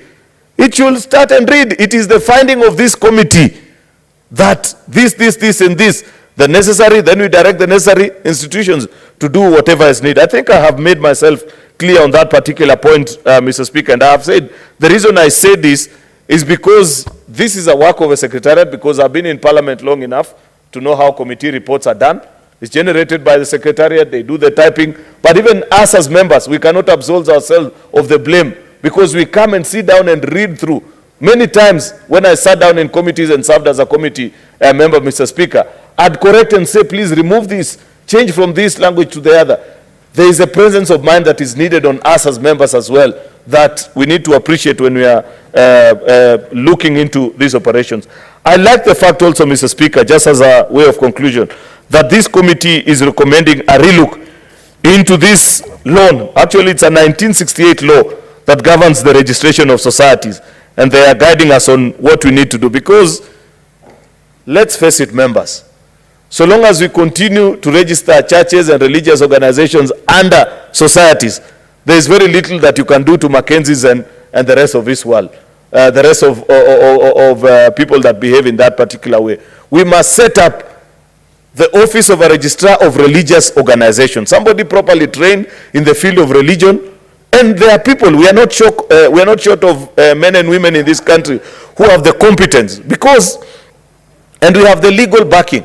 We cannot say and fold our hands and sit down pretty on our laurels and say, oh, you know, religious is a sensitive topic. You cannot direct people on what to do. See what that lie says. Free looking at things has led us to as a country, where we are being told close to 500 Kenyans have died. It will be a dereliction of duty if after the passage of this committee and at the end of our term as a house, we will not have had a relook of this law. In fact, Senator Mungatana, as part of the exit nature of the work of this report, I want to believe that when you finally sit down as a committee to conclude on this work, please draft the amendment to this Societies Act and bring it for us to consider. Set up this particular office. Nothing stops you from doing that, actually, so that we can give direction to the people of Kenya, and they know that there are experts who can guide people, who can listen and say, if you want to set up, you know, a Muslim religious institution, these are the standards that we shall accept of you, so that we even stop this issue, because you've captured it in your report about cells that are being set up, and many people imagine or believe that these are the places where young people are being trained about terrorism activities. I can see Senator Mungatana is on a point of Yes, no problem. Yes, again, Mr. Speaker, I wanted to inform my very good majority leader that in fact, Mr. Speaker, we have gone ahead not just to bring an amendment, but to propose a whole new legislation, which we have attached to this report, Mr. Speaker. And that legislation seeks to balance between the constitutional freedom of worship and public sector concerns, safety concerns. So, Mr. Speaker, I want my majority leader to rest assured that we are on course, we are thinking on the same direction. I thank you, Mr. Speaker. Thank you, Senator Mungatana. Please bring that bill, we prioritize it, because this is a very, very grave matter. It's not something. Lastly, Mr. Speaker, I remember, it's just, and perhaps this is something that we may need to think about later. There are so many, what is this gentleman called, Mackenzies, that continue to ply their trade across this country. In fact, I remember bumping into your committee at Kisumu Airport, Senator Mungatana, one evening. And I think it was, I don't know if it was Senator Hamida or who, Shakila, who informed me that you guys had come from a gentleman who calls himself somewhere in Vihiga, John Pesa, in Kisumu, you know, and you narrated the very grave scenes that you guys had worked. In fact, I could tell that the senators that had gone on that particular trip were actually disturbed deep down to their hearts, because you could see the things that they have seen. Men and women who've been tied down. Some of them haven't fed for days. Some of them have lost their sense of consciences. So it tells you that there are so many such Mackenzies that are out there in our various counties, Mr. Speaker.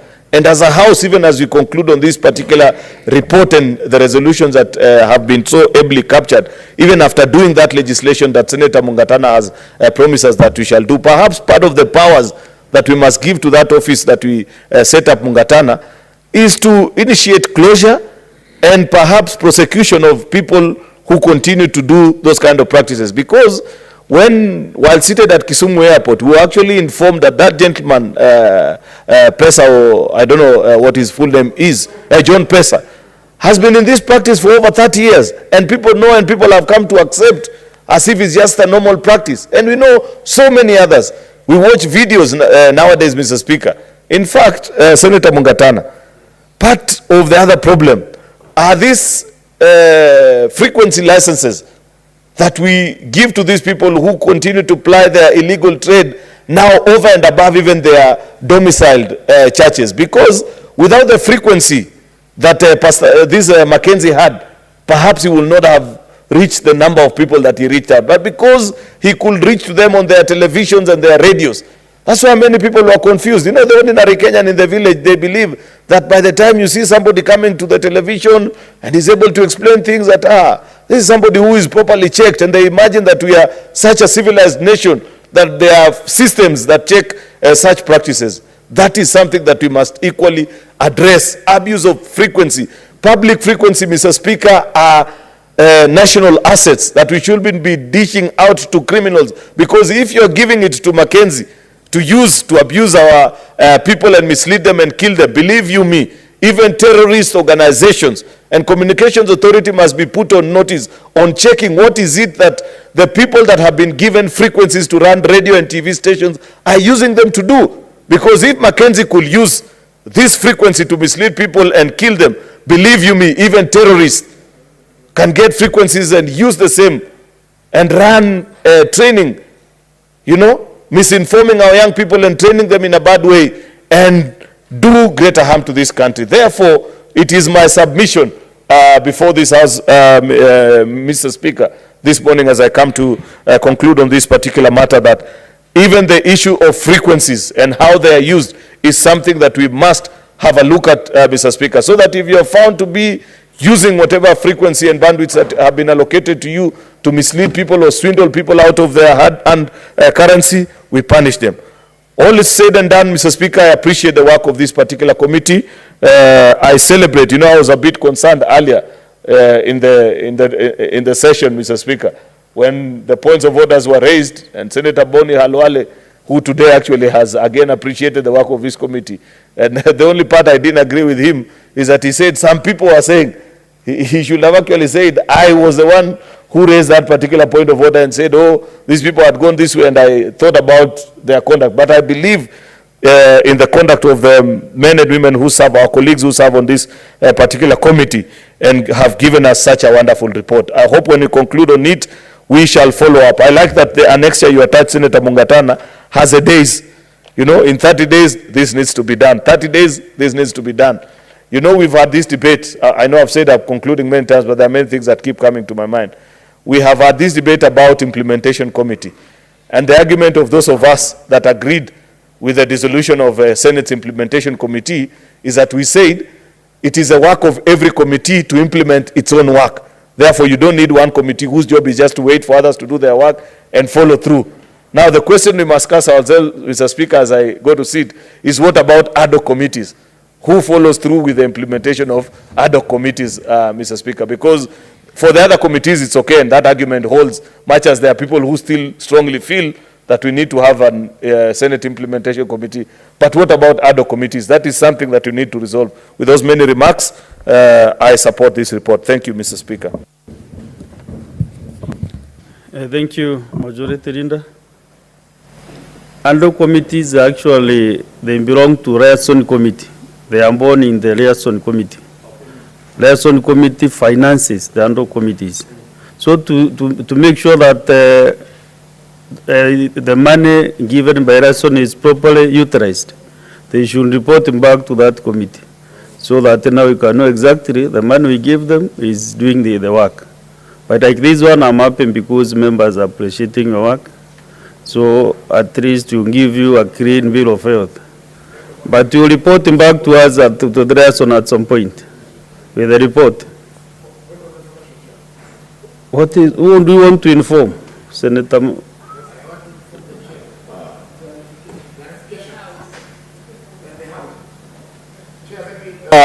In line with the suggestion by the majority leader, maybe we could involve the different committees. For instance, recommendations that touch on security be referred to the National Security Committee. Legal recommendation be referred to the Legal and Human Rights Committee, and the rest will follow through. Just like we did with the dam report. Solar, yes. Thank you. That is fair enough, but to satisfy liaison that you have concluded your work, we need the whole report from the committee, from the ad hoc, and then you can give recommendations to the various standing committees. Do you have a problem reporting to liaison?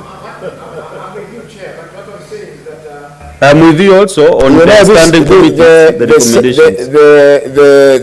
The committee was born in this house now that the report has been made to this House, the House may resolve now to take it back to liaison, and liaison will involve the different committees. I have no problem with your suggestion, Chairman. Please. Yes, Majority Leader. I agree with what Senator Faki is saying. Maybe, and this is part of the improvement to the nature of how we do our reports, because I took some time to explain that particular point, is that in conclusion, because they have done a very good matrix, this needs to be done this number of days, you could include that particular comment now to cater for what Senator Faki is saying, that security and blah blah committee to monitor. So this and that committee to monitor. Thank you. Also, maybe for future reference, our children and grandchildren, when they read this report, they will never tell where Senator Danson Buya Mungatana was serving. So the secretary also to note there is a senator for Tana River County. All these names are just blank. So that is my observation. I'm not debating, but it's an observation as the chair. So next is Deputy Minority Leader, Senator Wambua Enoch.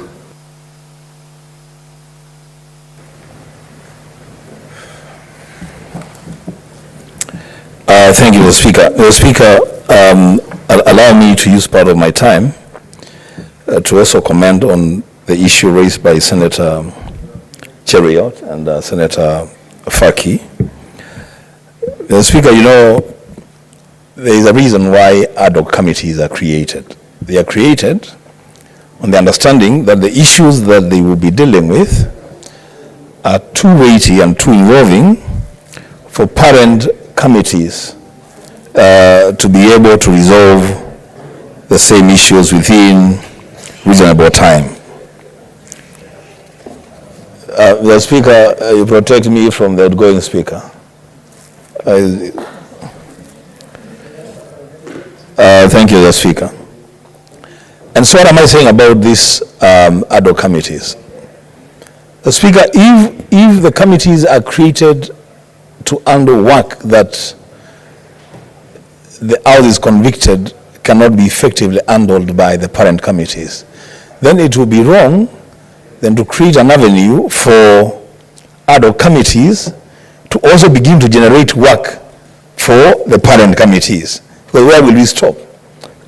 It's a debate that we can have and agree on best way forward. There was a suggestion at some point that we seriously relook at the establishment of the implementation committee. That did not come to pass. But the Speaker, that's a debate for another day. The Speaker, today, I want to congratulate the team led by Senator Mugatana for coming up with such a comprehensive report. And I'm happy to note, and in fact this is a first one, and maybe it should actually become a requirement, that ad hoc committees, at the conclusion of their business, to the extent possible, should come up with draft proposals for legislation. Because they are given quite some bit of latitude, and I believe also facilitation to undertake their work. I'm happy to note that the committee has come up with a draft religious organizations bill. I will be looking forward to make a contribution to that bill, even when it is tabled in the House. Mr. Speaker, I'm also torn in between, the Speaker, preaching today and debating the report. I will strike a balance between the two. Because the things that we are dealing with here today, Mr. Speaker, are not necessarily exclusively physical. They are also to some extent spiritual issues. Mr. Speaker, at the beginning of the report, if you look at even the title of the report, when they started, they were dealing with 95 people that had been exhumed, bodies. At the conclusion, they are concluding with 429. The Speaker, that's a huge number of people. and the agony of it, Mr. Speaker, is that these people don't come from just one location or one region. These people come from all over the country. It is impossible for this committee that has concluded its work, it's impossible for anyone to actually place a finger and say, this is the exact number of people that were killed and buried in Shakahola. To date, Mr. Speaker, there are people that are still missing. Senator Wambua, just one moment. Senator Mohamed Faki, what is your point of information? Would you want to be informed by Mohamed Faki, Senator Mombasa? Yeah, you can inform me. Chair, I know, thank you, Chair. I know this issue of 95 and 425 will bring maybe the need clarifications from the membership of the committee. You know, when the resolution to form the committee was made, at that time the people who had been mentioned were 95. That's why the heading of the report is the Shakahola ad hoc committee investigating the 95 people who were killed during who I mentioned initially as having been the victim of the Shakahola massacre. However, during the investigations, it came to light that there were 425 or more people who had died, because by the time even as we were writing our report, exhumations were still being done and new bodies were being recovered from the site. Therefore, the 95 was the initial number that we had when the resolution was being made by the House, and the report has to capture that resolution. Thank you. Senator Wambua, do you find that information helpful? Because No, it's not. I didn't find it helpful myself. It's not useful at all, but that's fine. Speaker, you're just saying exactly what I said, that when they started, they were dealing with 95 exhumations. By the time they were concluding, there were 429. I'm very sure from that day to date, there could be more. So it's fine. He has taken his time to do what he wanted to do. The Speaker, I said I will mix two issues here. The Speaker, the Apostle Paul, when was writing a letter to his son, his spiritual son, Timothy, in the book of 2 Timothy chapter 3, verse 2. He tells his son that in the last days, men will be lovers of themselves, lovers of money, they will be boastful, they will be proud, abusive, or disobedient to their parents, ungrateful and unholy. He continues to warn him in 2 Timothy chapter 4, verse 3, that a time will come when people will not put up with sound doctrine. Instead, to suit their own desires, they will gather around them a great number of teachers to say what their itching ears would want to hear. The Speaker, it will be remembered that in the process of exhuming bodies from Shakahola and rescuing some innocent people that were lined up for massacre, there were some who were crying out that they should be let to die, that they were ready to meet Jesus. And that, Mr. Speaker, they had been totally and completely brainwashed to believe that this world is not their own, that they belong elsewhere. The Speaker, the thing that I find very difficult to deal with as a practicing Christian is how now to to put the Mackenzies of this world, and forgive me, my bishop, Bishop Abraham Molo of the African Inland Church, in the same sentence, and think that I can compare them as though I'm comparing apples to apples. Mr. Speaker, something needs to be done, something must be done. The recommendations of this committee,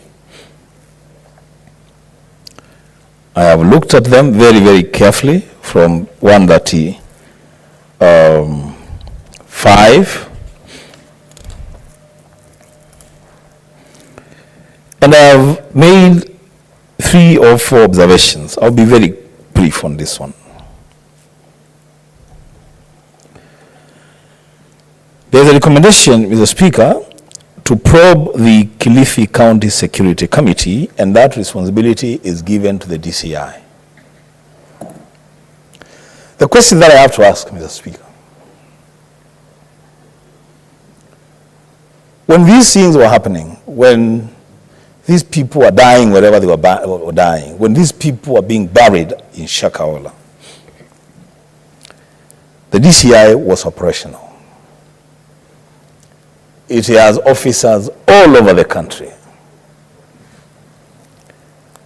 The DCI actually is a member of the Kilifi County Security Committee, as is the National Police Service, as is the NIS, as is the Commissioner. Now, when we ask the DCI to investigate the committee, are we asking the committee to investigate, the DCI to investigate itself? And what will happen if they find that the committee is culpable? What judgment are they likely to pass? So, Speaker, I will build my case and conclude in 2 minutes. Just allow me to go to the operationalization of the National Forensic Laboratory. A very important recommendation. I have had the opportunity, Mr. Speaker, to visit the forensic lab in Mutembei. And when I was taken around the facility, I was told a state-of-the-art facility, only comparable to, I think, another one in South Africa, and that we should be able to investigate and conclude on any forensic issue, not just in Kenya, but in this region, through that facility. The Speaker, now we are telling the CS to make sure that that facility is operational. Now, somewhere within the same recommendations or the debate around the Shakahola happenings, and on the floor of this House, the character of the CS has been brought to question, and especially in his role in stopping witnesses from appearing before this committee. If that be the case, Mr. Speaker, how then is it expected that the CS will fast-track the operationalization of a facility to bring closure to a matter that he has personally brought in handles for it to be concluded? Again, there is a recommendation of the Speaker to strengthen the Witness Protection Agency. And I believe, because it's open-ended, I believe that the officers responsible for that then would be the CS himself, would be the DCI, maybe the NIS. The witness protection, the Speaker, is a very important component of any investigation in any country. I have said on the floor of this House, and not to repeat, the Speaker, I am a journalist of long and good standing. If there's one thing you can never take away from a journalist, is our vow to our profession never to expose the sources of our information. A good journalist will go to the grave with the source of the information, if they have to. The Speaker, on a matter that has claimed the lives of more than 429 people, the need to protect witnesses and to protect people that provide information is so basic and yet so crucial that, in fact, before you begin any investigations, perhaps that's where you should stop. You should start to ensure that the people that will appear before you and the people that will help you unravel the mysteries, they're given proper and real protection from abusers of law. The Speaker, the case I was building was on the recommendations made by the committee. I began by congratulating them for coming up with a proposed legislation on the registration of religious organizations, a very good one. But the Speaker, if ad hoc committees, and I'm not blaming Senator Mugatana and his team entirely for this, but if ad hoc committees would take the time that they take, consume the resources that they consume, and then all they can do is just make recommendations for further investigations, then, Mr. Speaker, in my own considered opinion, that would not be the direction that ad hoc committees should take. Mr. Speaker, I'm of the opinion that, first of all, it must be very difficult to form an ad hoc committee. It should not just be anything that people want to do, they form an ad hoc committee.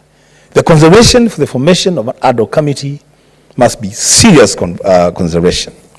Once they are formed, Mr. Speaker, I think ad hoc committees should direct. Ad hoc committees should direct. They should not recommend. Why do I say this, Mr. Speaker? I say this because if then we make recommendations from an ad hoc committee, and I heard here contributions from members, including the majority leader, that ad hoc committees should actually even make recommendations to standing committees and select committees of the Senate. Also make recommendations to investigative agencies. So, Mr. Speaker, so what's the use then of having an ad hoc committee? I believe, Mr. Speaker, then the best thing to do for ad hoc committees to justify the time and the resources, and I do support that ad hoc committees should be sufficiently facilitated to undertake their work, including, if need be, foreign travel, to do comparative studies. If the Speaker, that is achieved, and I know it should be achieved, then ad hoc committees should make unequivocal directions to agencies of government. For example, Mr. Speaker, what stopped this committee from directing that the Cabinet Secretary for Interior appears before the Committee of the Whole of the Senate to specifically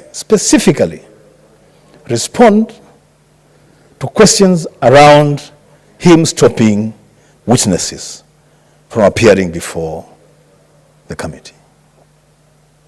A clear directive, not a recommendation. What would have been difficult, Mr. Speaker, for this committee to direct that the head of security in Kilifi County be sacked and prosecuted for negligence of duty, which led to the death of more than 429 people.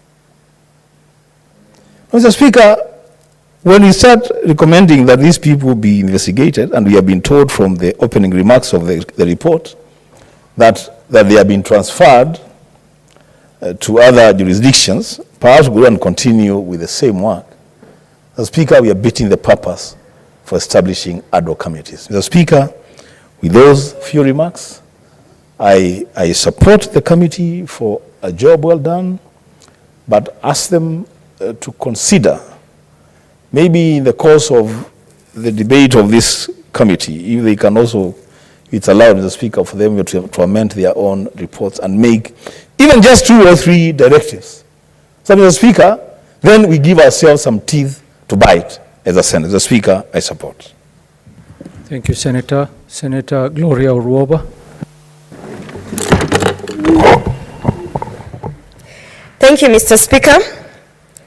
Before I go ahead to give my comments on the report that has been submitted by this ad hoc committee, I want to just take note, because I'm always reminded, Mr. Speaker, by senior members. I'm a first-time parliamentarian, and I'm always reminded that this is a house of order, this is a house of procedures, that we are guided by standing orders, and we continue to conduct our business within the framework of our standing orders and the procedures, Mr. Speaker. Having said that, I think it is important for me to point out that it is not proper that we just sweep under the carpet the issue of the irregularity that the committee went ahead and literally engaged in, Mr. Speaker. The ad hoc committee that was set up is rooted from the liaison committee. The liaison committee, as I'm reminded, is actually under select committees. Under the select committees, Mr. Speaker, we are guided by procedures and rules on how to conduct our meetings, how the meetings are chaired, how the meetings, can be conducted, all those procedures. As a matter of fact, I had to go back and do a refresher course on my standing orders, from Standing Order 197 to Standing Order 228, Mr. Speaker.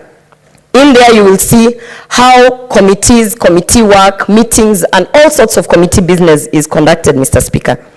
Mr. Speaker, to have a group of senators convene without the proper procedures, Mr. Speaker, and actually travel and go out and allegedly conduct committee work without Hansard, Mr. Speaker, as I am informed, that there was not even a Hansard secretariat to sit down and document on all the meetings and engagements that were being held, and document on even the witnesses they were allegedly going to see, Mr. Speaker.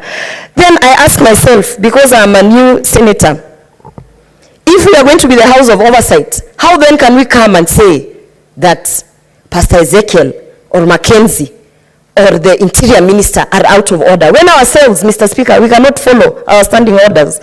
How then do we have the moral authority to even table, allegedly, a report, Mr. Speaker?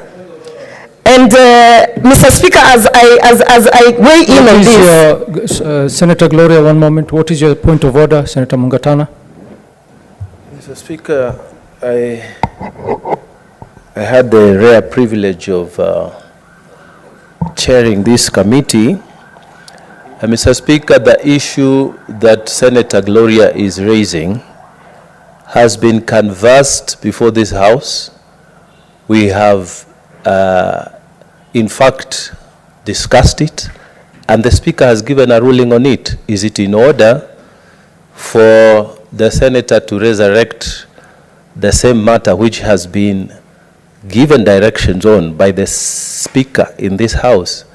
Mr. Speaker, maybe there are many other issues to debate in this report, but is it proper for the Senator to revisit an issue that has been debated and it has been given direction and a ruling given to resurrect it, Mr. Speaker. It is a show of bad faith on the part of the senator, Mr. Speaker. Maybe you can give us guidance, Mr. Speaker. What is your point of order, Senator Mohamed Faki?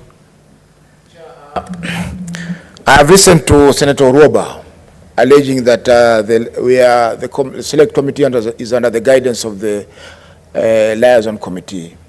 Under which standing order does it provide that the select committee is under the guidance of the liaison committee? Number two, Honorable Speaker, I've looked at the standing orders that she had alluded to, but none of them supports the assertions that she's making before this House, Mr. Speaker. We know she may be a novice senator, but the mistakes that she's making are not proper, Mr. Speaker, sir.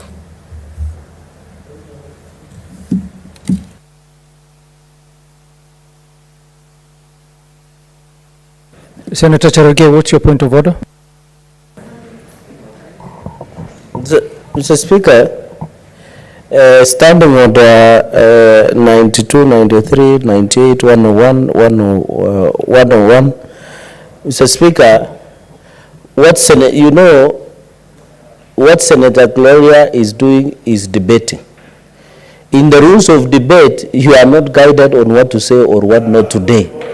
Mr. Speaker, under the standing orders, so long as it does not, I didn't listen to Senator Gloria, Mr. Speaker, sir, trying to cast aspersion on the report.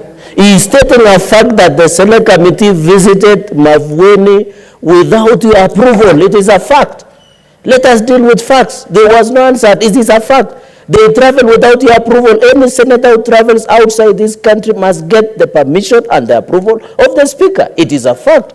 Mr. Speaker, I think Senator Gloria Orwoba is in order to debate within, unless, Mr. Speaker, these colleague senators want to introduce gagging orders that telling, Mr. Speaker, that you need to debate in a certain manner.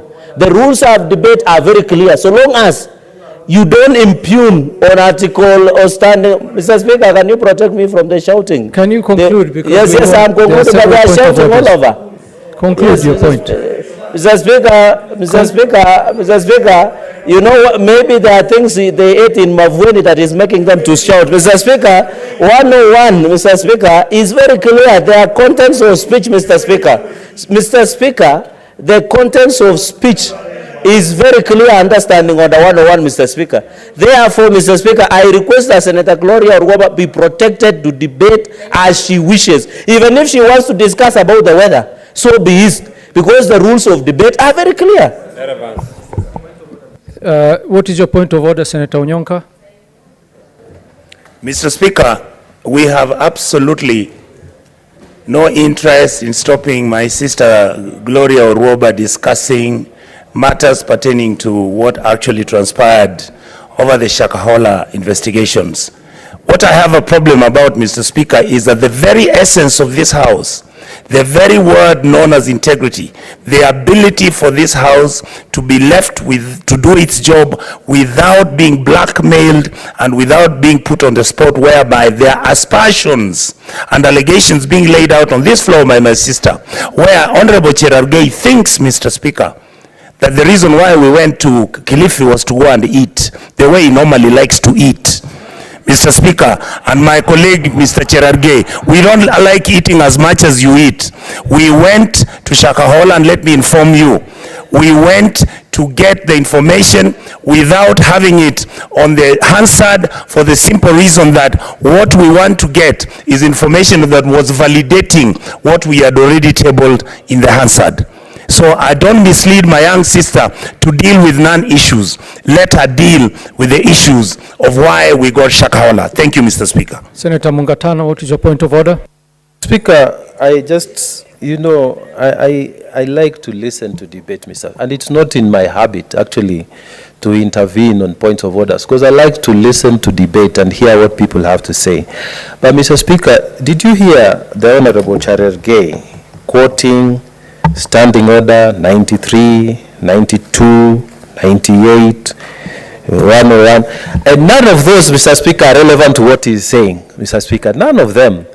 Mr. Speaker, it is not fair, it is actually not fair to stand up, take the time of this House, and talk about things that are not relevant. Mr. Speaker, earlier in the day, the Honorable Senator Sifuna had raised the question of frivolous point of orders, Mr. Speaker.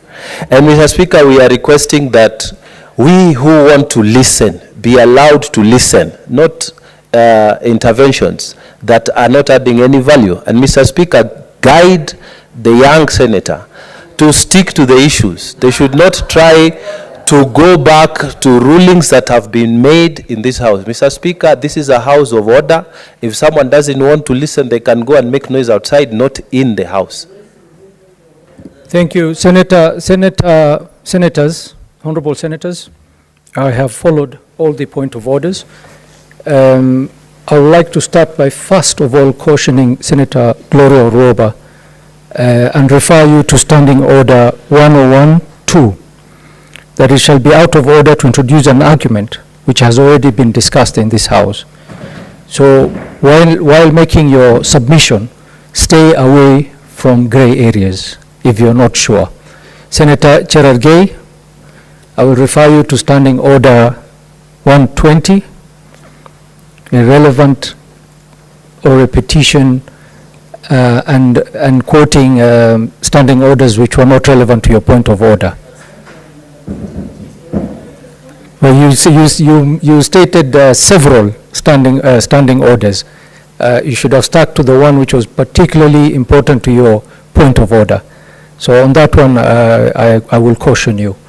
Senator Oroba, please proceed with your submission. Thank you, Mr. Speaker. I stand guided. Allow me. And one more thing, Senator Oroba. Yes. You did mention that you're still fairly new in understanding the standing orders. When a select committee is sent out, it is not necessary that it has to be recorded on Hansard or there have to be a secretariat. What is important is what is captured in the report. And that is why you're making your submissions now on the report. Mr. Speaker, I stand guided.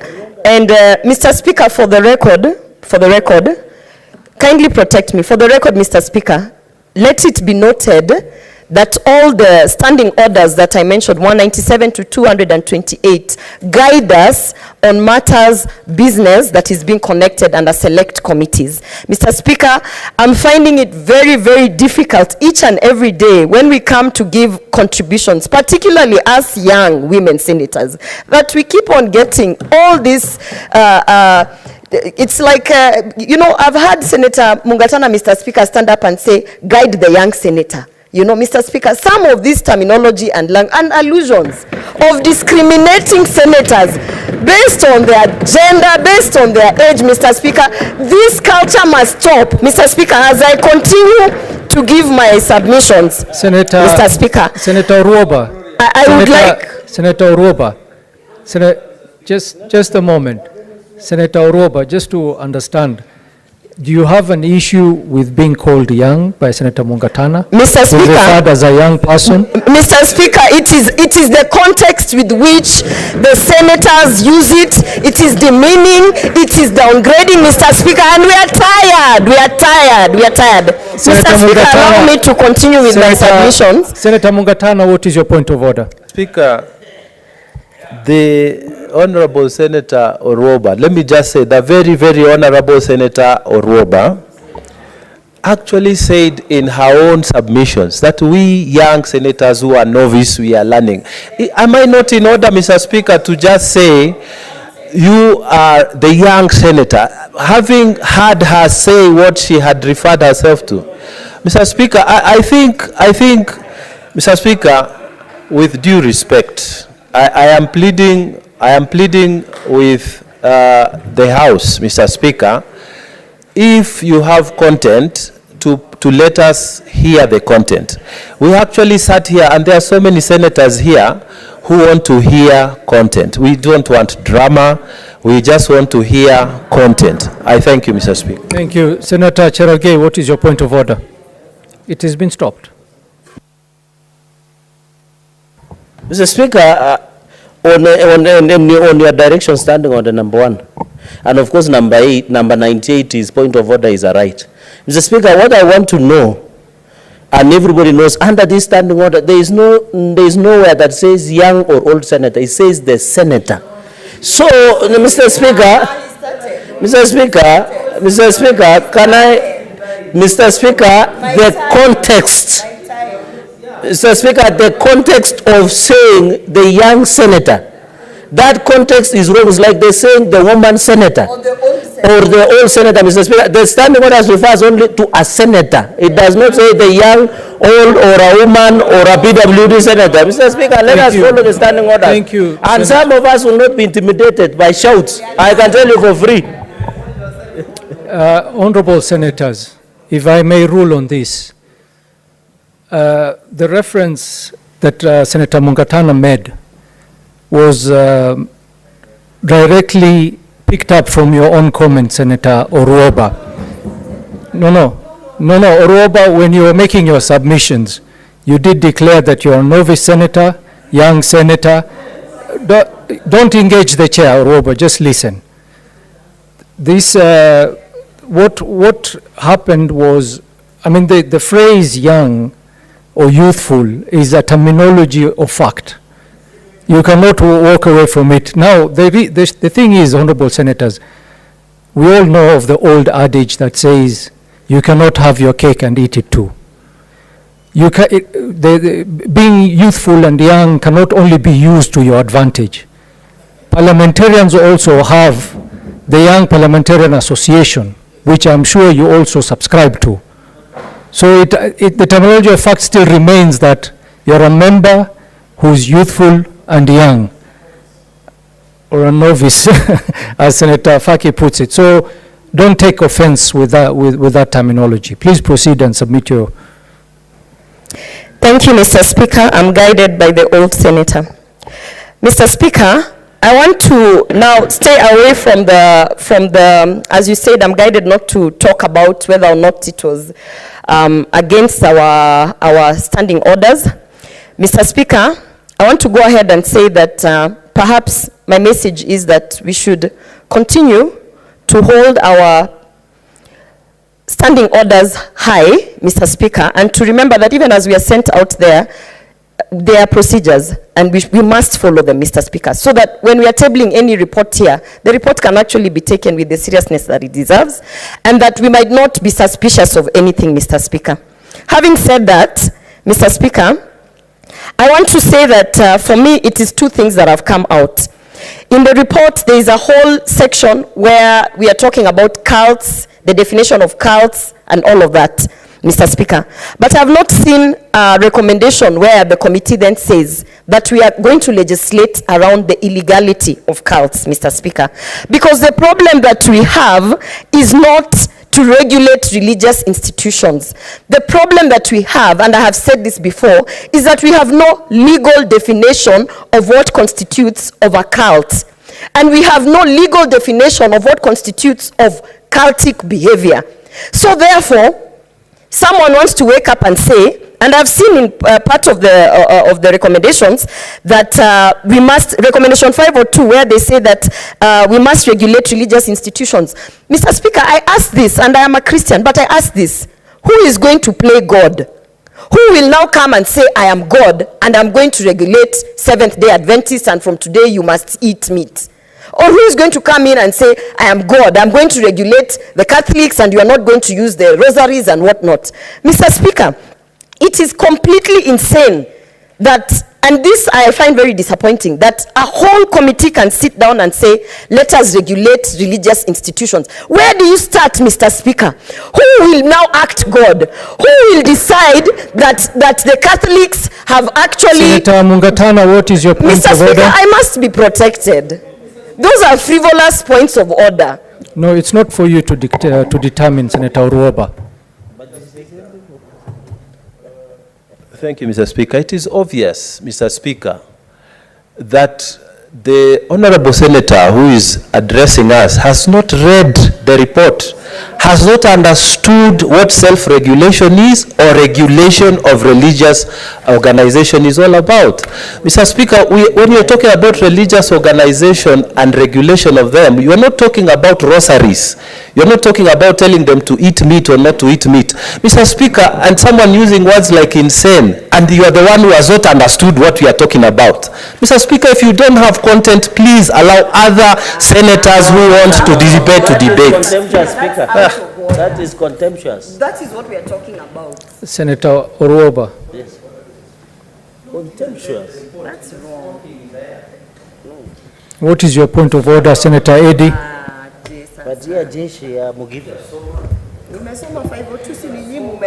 Mr. Speaker, you know, I'm rising under point of order number 105. Actually read together with 101. Because, you know, Senator Gloria has used terms like, it is insane that this committee would make certain recommendation, which for me, it borders, you know, throwing aspersions on the entire committee, actually, on the entire individuals who are in this committee, Mr. Speaker. And Mr. Speaker, you know, if you are going to take a section of the report, a line that perhaps was sometimes a summary, Mr. Speaker, the committee has provided to this House an entire legislative proposal in that report. Point of order. I'm on a point of order. What is wrong, Mr. Speaker, with the Senator? Mr. Speaker, there is an entire legislative proposal on how to handle the misgivings that we are seeing in the various institutions. If you haven't read this report, Mr. Speaker, then how can we have even a dialogue in this House? And Mr. Speaker, I want to beg Mr. Speaker, the members of the House, that the issue of Shakahola is not a theater for drama or a theater for some cheap popularity on the floor of this House. Because there are serious lives that were lost. I would wish that as honorable senators, we can be able to discuss the issues you have raised in a way that can be able to give even some families who haven't buried their beloved ones some solace. I beg of the senators that let us not use it as a theater of politics and a theater of drama. When you have a report in your hand, they are very well detailed stuff, and actually there is a whole legislative proposal with regards to what you are quoting. So take your time, go read, come back to the House, and then you are able to contribute meaningfully. I thank you, Mr. Speaker. Senator John Methu, what is your point of order?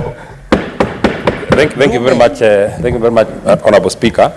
I also note, because I think many people want to contribute to this particular motion, I am also here, I want to contribute. But I'm raising on standing order 114 on imputing improper motives on your colleagues. I know the Honorable Senator Mungatana is worked up because they have committed a lot of their time, a lot of their energy trying to look at this report. But as it is in the rules of debate, we must be tolerant to each other. You must tolerate my thoughts. You must tolerate my thinking. That is the reason why this report has to be brought to the House, so that we can debate and we can enrich it and we can share our mind. So, Honorable Speaker, I find it, and you must find the Honorable Senator Mungatana out of order by number one, imputing that Senator Gloria has not read the report. Correct. Because he has no evidence that he has not read. That is, please allow them, allow me to just make my final comment. Yes. Honorable Speaker, yes. You must then also find him out of order to impute that Senator Gloria does not have content, because he said, he actually said, Honorable Speaker, that if you do not have content, then sit down and allow the other people. Honorable Speaker, you must find the chair of the select committee, Honorable Danson Boya Mugatana, out of order, and he must withdraw, apologize, and take his time. Allow us to debate the report. Senator Mungatana, you had already made a point of order. Go ahead, make your point of order. Mr. Speaker, Because you mentioned him specifically. Yes, so I have a right of reply. Honorable Senator John Methu has said that there might have, I said that Senator Gloria has not read. Mr. Speaker, there was a great member of parliament here, Jean-Marie Sorone, who said this house, when he was challenged to substantiate, he said, you cannot substantiate the obvious. Mr. Speaker, when someone stands and starts saying regulation of churches is to tell them not to eat meat if you are SDA, that's a person who has not read the report. When you say the Catholics should not use the rosary, that's a person who has not read the report. He's completely out of order because he's misinforming the public using this prime podium, Mr. Speaker, to say things that are not in the report. So, Mr. Speaker, I want to quote again for the satisfaction of Honorable Senator Methu that we cannot substantiate the obvious. I thank you, Mr. Speaker. What is your point of order, Senator Cherargei? Mr. Speaker, as you rule, Mr. Speaker, as I agree that every member has a right to raise on a point of order. Is it in order for the Senator Danson Boya Mungatana to assert that there are members of Senate who do not have content or have not read? Does he have readometer? Does he have readometer, Mr. Speaker, to know who has read which level or not, Mr. Speaker? Mr. Speaker, the rules of debate, in conclusion, Mr. Speaker, the rules of debate, the reason this report was brought before the floor of the House, Mr. Speaker, with a lot of tremendous respect, was for us to debate on it. If the committee felt that some of us would not give an opinion of what they did, then what is the reason we're having this debate? Mr. Speaker, I'm saying the Senator Mungatana should be ruled totally out of order. Not only out of order, Mr. Speaker, because you cannot be saying and casting aspersions. You can imagine, as he said, we have the prime platform. You can imagine Kenyans will now believe that Senator Gloria Orwoba does not have content. Yet we know Senator Gloria Orwoba is one of the finest senators in this House, Mr. Speaker. You must protect your members, Mr. Speaker. We don't want Senator Gloria to be harassed on the streets because Senator Mungatana says she's one of the best and finest, Mr. Speaker, that we have. Can I contribute? Senator Mazayo and Senator Eddy, you cannot direct the chair. Correct. It should be thrown out. Honorable Senators, I would like to refer you to Standing Order 101, and this is specifically for Senator Orwoba while you're making your submission, that it shall be out of order to introduce an argument on specific questions upon which 1013. It shall be out of order to use offensive or insulting language, whether in respect of senators or other persons. As you are making a submission, try to use parliamentary language and avoid attracting this point of order. Thank you, Mr. Speaker. Just one moment, Senator Orwoba. Senator Orwoba, just one moment. I also refer you all to Standing Order 1014. Yes. No senator shall impute improper motive to any other senator or to a member of the National Assembly. Yes. Please be guided with these standing orders. Correct. You have 5 minutes, Senator Orwoba. Mr. Speaker, I have read the report, Mr. Speaker. I have read the report in depth. As a matter of fact, I've been waiting to contribute to this motion since Wednesday. And on Thursday, I sat here until 6:30, Mr. Speaker, when time was up. Yesterday, I was also waiting to contribute, Mr. Speaker. I can see that they've put the light on, yet my time has been taken. Mr. Speaker, in the recommendation that the committee has put out, recommendation 502, may I read it? It is on page 155, Mr. Speaker. It says, the committee recommends, this committee, the ad hoc committee that was put out, that committee recommends that Parliament enact the proposed religious organization bill to provide a legislative framework for the regulation of religious organizations. Mr. Speaker, it is to that point that I am actually contributing and saying, who will play God? Who will be the regulator of this religious institution? Because that person must be a higher being. That person must be greater than the religious institutions. So that person essentially must be God. And Mr. Speaker, that is what I'm saying. When a committee has sat and said that this is the recommendation, I am now asking, because, Mr. Speaker, I am specially elected, and I'm specially elected by women, Mr. Speaker. And those women are asking me here to come and say, while we are putting and legislating and saying we are going to regulate the religious institutions. Senator Roba, if I could interrupt you. You read page 151? I read page 155, Regulation 502, where they have recommendation. The same report that has been given to me that I have been, interrogating, Mr. Speaker. I can repeat, the committee recommends that Parliament enacts the proposed religious organization bill to provide a legislative framework for the regulation of religious organizations. Further, establishment of the Office of the Registrar of Religious Organizations, registration framework, qualification of religious leaders, offenses and penalties for non-compliance, among others. Mr. Speaker, I am then asking, and particularly to the chair of this committee, because I have read, by the way, Mr. Speaker, I went to St. George's High School. It's not a small school. I'm very well aware of what I'm doing here, Mr. Speaker.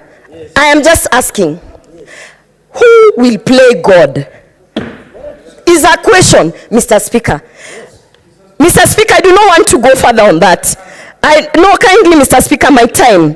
I want to talk about another recommendation that they have put here, Mr. Speaker, which is on the social media. They talk about cleansing social media. They say that the social media platforms, there's even a directive to Communication Authority to be able to regulate the licenses that are being given. Mr. Speaker, the moment we are regulating licenses of particularly religious institutions, Mr. Speaker, then we might as well start regulating also music, because we do not want certain stations be given licenses to play reggae, because who knows what we think about reggae, Mr. Speaker. The moment we start talking about religious institutions being treated in a certain manner under licenses for, selling the gospel and bringing in, followers of Jesus, Mr. Speaker, then where do you stop?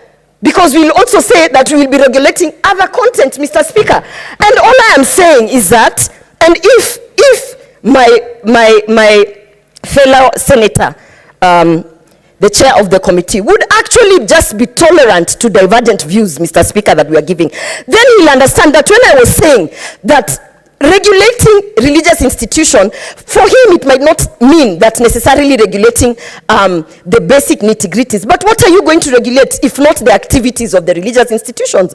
You must regulate the activities, because Shakahola happened, and I repeat, because of cults.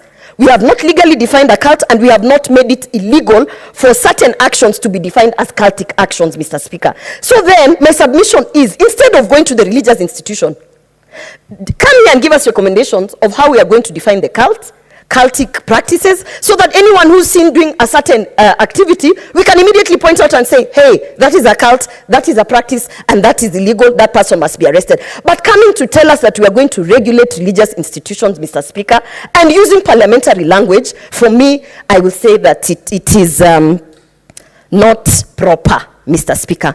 So therefore, I want to submit and say that perhaps if the Senate ad hoc committee was not too quick to start. I will add you 1 minute to conclude. Thank you, Mr. Speaker. If they were not too quick to start poking holes on other things, I've heard that the cabinet secretary was apparently an impediment in so many things, but they could have come and talked to us, religious people, who actually understand what it means, so that we could have weighed in and given them all these things that we think would help in the report, Mr. Speaker. So therefore, I do not support this report, Mr. Speaker, and I still stand that this is a house of procedures, and procedures must be followed. No senator is bigger than another senator, Mr. Speaker. No, he could be older, I could be younger, but the standing orders and the proceedings, they are there for all of us, Mr. Speaker. I beg not to support this report. Well done. Senator Modzayo.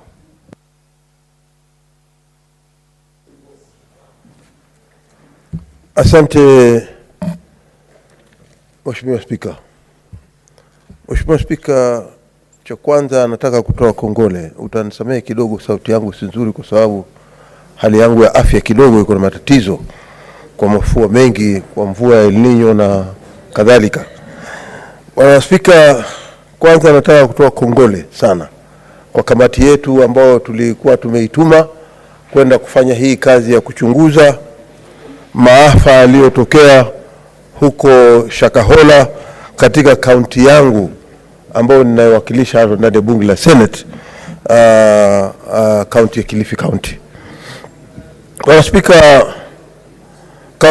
kamati hii ilifanya kazi ngumu sana, na kazi yake ilikuwa ya kusikitisha, lakini ilikuwa ni lazima wafanye kazi kwa sababu ilikuwa ni sharti kulinganisha na yale maafa ambayo yalikuwa yametokea. Kwa hiyo nataka nimpatie kongole aliyekuwa mwenyekiti ndugu yangu Danson Mungatana na kamati yake kwa kazi walioifanya. Cha pili, Bwana Spika, mimi kama senator wa Kilifi na vile vile kama mtu nilikuwa katika mahakama ya Kenya na kiongozi walio wachache katika bunge hili, Bwana Spika, nataka kukemea sana, kwa sababu katika ile kazi ngumu ambayo ilifanyika ni kwamba wale watu ambao walikuwa wanatakana kuhojiwa na hii kamati, wengine waliambiwa wasiende, ama wengine pia walijipatia shughuli zao, hawakuweza kufika katika ile kamati.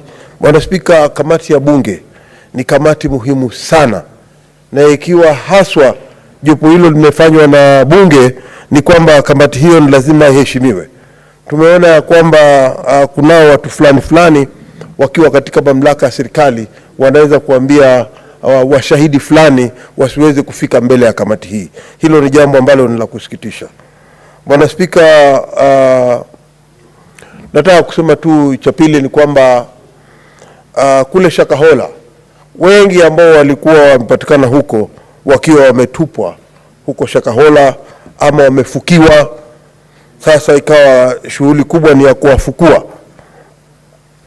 Wengi katika wale watu, baadhi ya wale watu ni watu ambao hawakutoka katika ile sehemu ya Shakahola. Bwana Spika, tunaona hii ni kazi ambayo ya kusikitisha sana, kwa sababu watu hawa walifanywa maafa wakiwa huko mbali katika pengine kutoka maeneo ya magharibi, katika kaunti za kama Kakamega vile Boni Halwale aliweza kukubaliana, na kutoka pande zote katika nchi yetu ya Kenya. Watu hawa, Bwana Spika, ni kama kulikuwa na mipango maalum. Hawa ni watu ambao waliweza kuuawa huko, na walioua pia vile vile. Jambo la kusikitisha ya kwamba mpaka leo tuko na serikali, lakini serikali yenyewe pia haikuweza hata kidogo kuweza kutambua wale watu walikuwa wameuawa na kina nani, na kusafirisha miili zaidi ya 500 kutokea pande zote za Kenya, alafu kuenda mpaka Kilifi County, kuenda mpaka kuhali kunaitwa Shakahola, kwenda kuzika watu hawa. Na vile vile kitendo kama hicho kikiwa kinafanyika, miili zaidi ya 500 imepatikana katika ile eneo la Shakahola. Bwana Spika, ni jambo la kusikitika kwamba leo tunasema tuko na serikali. Ni serikali gani ambayo inaweza kuona maafa ya namna hiyo yanatendeka katika nchi na iwe haijui ama haiwezi kusema hawa watu waliweza kuuawa wapi na ilikuwa namna gani mpaka wakapatikana sehemu za Shakahola? Hilo ni jambo la kusikitisha sana. Hususan mimi nataka kusema hivi ya kwamba tumekuwa na maafa katika mkoa wa Pwani, kuanzia Lungalunga mpaka Kismayu. Watoto wetu wa kiume wamekuwa wakipotea kutokea majumbani. Ukienda Old Town saa hizi kuna wajane wasichana wadogo, kuna wajane wa kina mama. Ukienda katika maeneo mbalimbali ya Kilifi kuna wajane ambao ni watoto ambao walikuwa ama ni mabarobaro wavulana, walikuwa wanaishi wanafanya kazi zao. Mpaka leo miili hiyo haijapatikana tokea wapotee katika mikono ya polisi. Bwana Spika, miili hii pia haijapatikana. Ni kumaanisha ya kwamba sisi tudhani katika ile miili ambayo ilifukuliwa kiaibu, ilifukuliwa kutoka pande zile za Shakahola, Bwana Spika, kwamba miili hii watoto wetu wale waliopotea ikiwa ni Mombasa, ikiwa ni Kwale, ikiwa ni Kilifi, ikiwa ni Lamu, ikiwa ni Taita Taveta. Wale watoto wetu wote waliopotea tunajua wengine ni hao walioko hapo katika Shakahola. Bwana Spika, jambo ambalo mimi nataka hii komiti ingeweza kurecommend, ingeweza pia ikaongeza kurecommend ya kwamba wale wazazi wote ambao wamepoteza, wa Kiislamu na wa Kristo, wale ambao wamepoteza watoto wao waweze kupeana DNA zao ili ziweze kuchukuliwa, na ile miili ambayo hivi sasa iko katika mahali pa kuhifadhi maiti katika Malindi iwe inaweza kupimwa, na yule Dr. Johansen aweze kutambua na kusema kama wako wale watoto ambao wanaweza kutambuliwa hivi sasa na DNA zao, ili tuweze kujua ama tuweze kuregeshewa ile miili ya watoto wetu, tuweze kuzika na tuweze kuwajua kwamba wamepatikana, na sasa tunawazika tukijua hatutawaona tena, kuliko ya kwamba waliweza kupotea katika mikono ya polisi na hatukuweza kuchukua hatua yoyote sisi wenyewe, na serikali ambao tunasema tuko na serikali haikuweza kufanya lolote, baadhi ya kwamba katiba inasema maisha yanalindwa na serikali. Bwana Spika, vile vile nataka kusema ya kwamba sisi watu wa Kilifi County ni watu wa karimu sana, na tumeletewa aibu ya kitaifa ambayo hatujaiona, na ndiyo sababu mimi mwenyewe nilikataa kuketi katika hiyo komiti, kwa sababu hii aibu kama hii ambayo imetendeka na vile vigogo ambavyo vya polisi, vitengo vya polisi ambao hivi sasa wako, wengine bado wako Kilifi. Bwana Spika,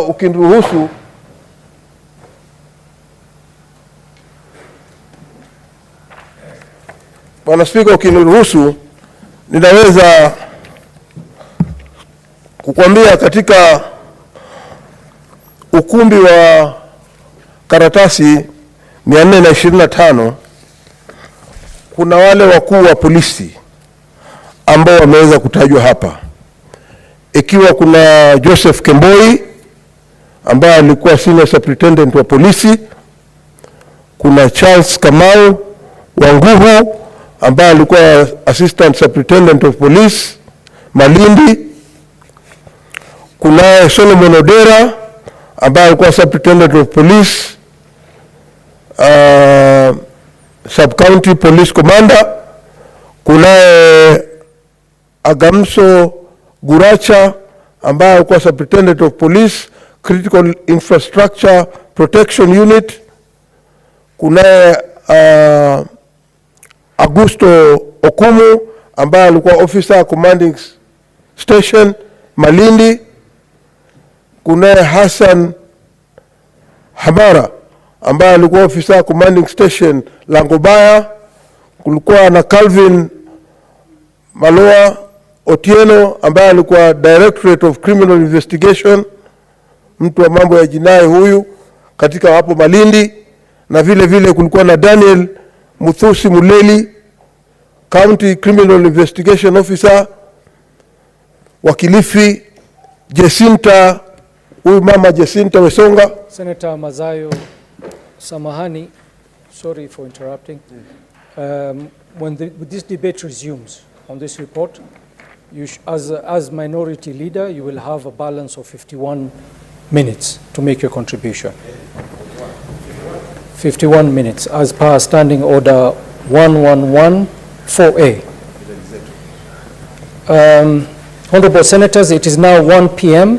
Time to adjourn the Senate. The Senate therefore stands adjourned until today, Wednesday, 29th November 2023 at 2:30 p.m.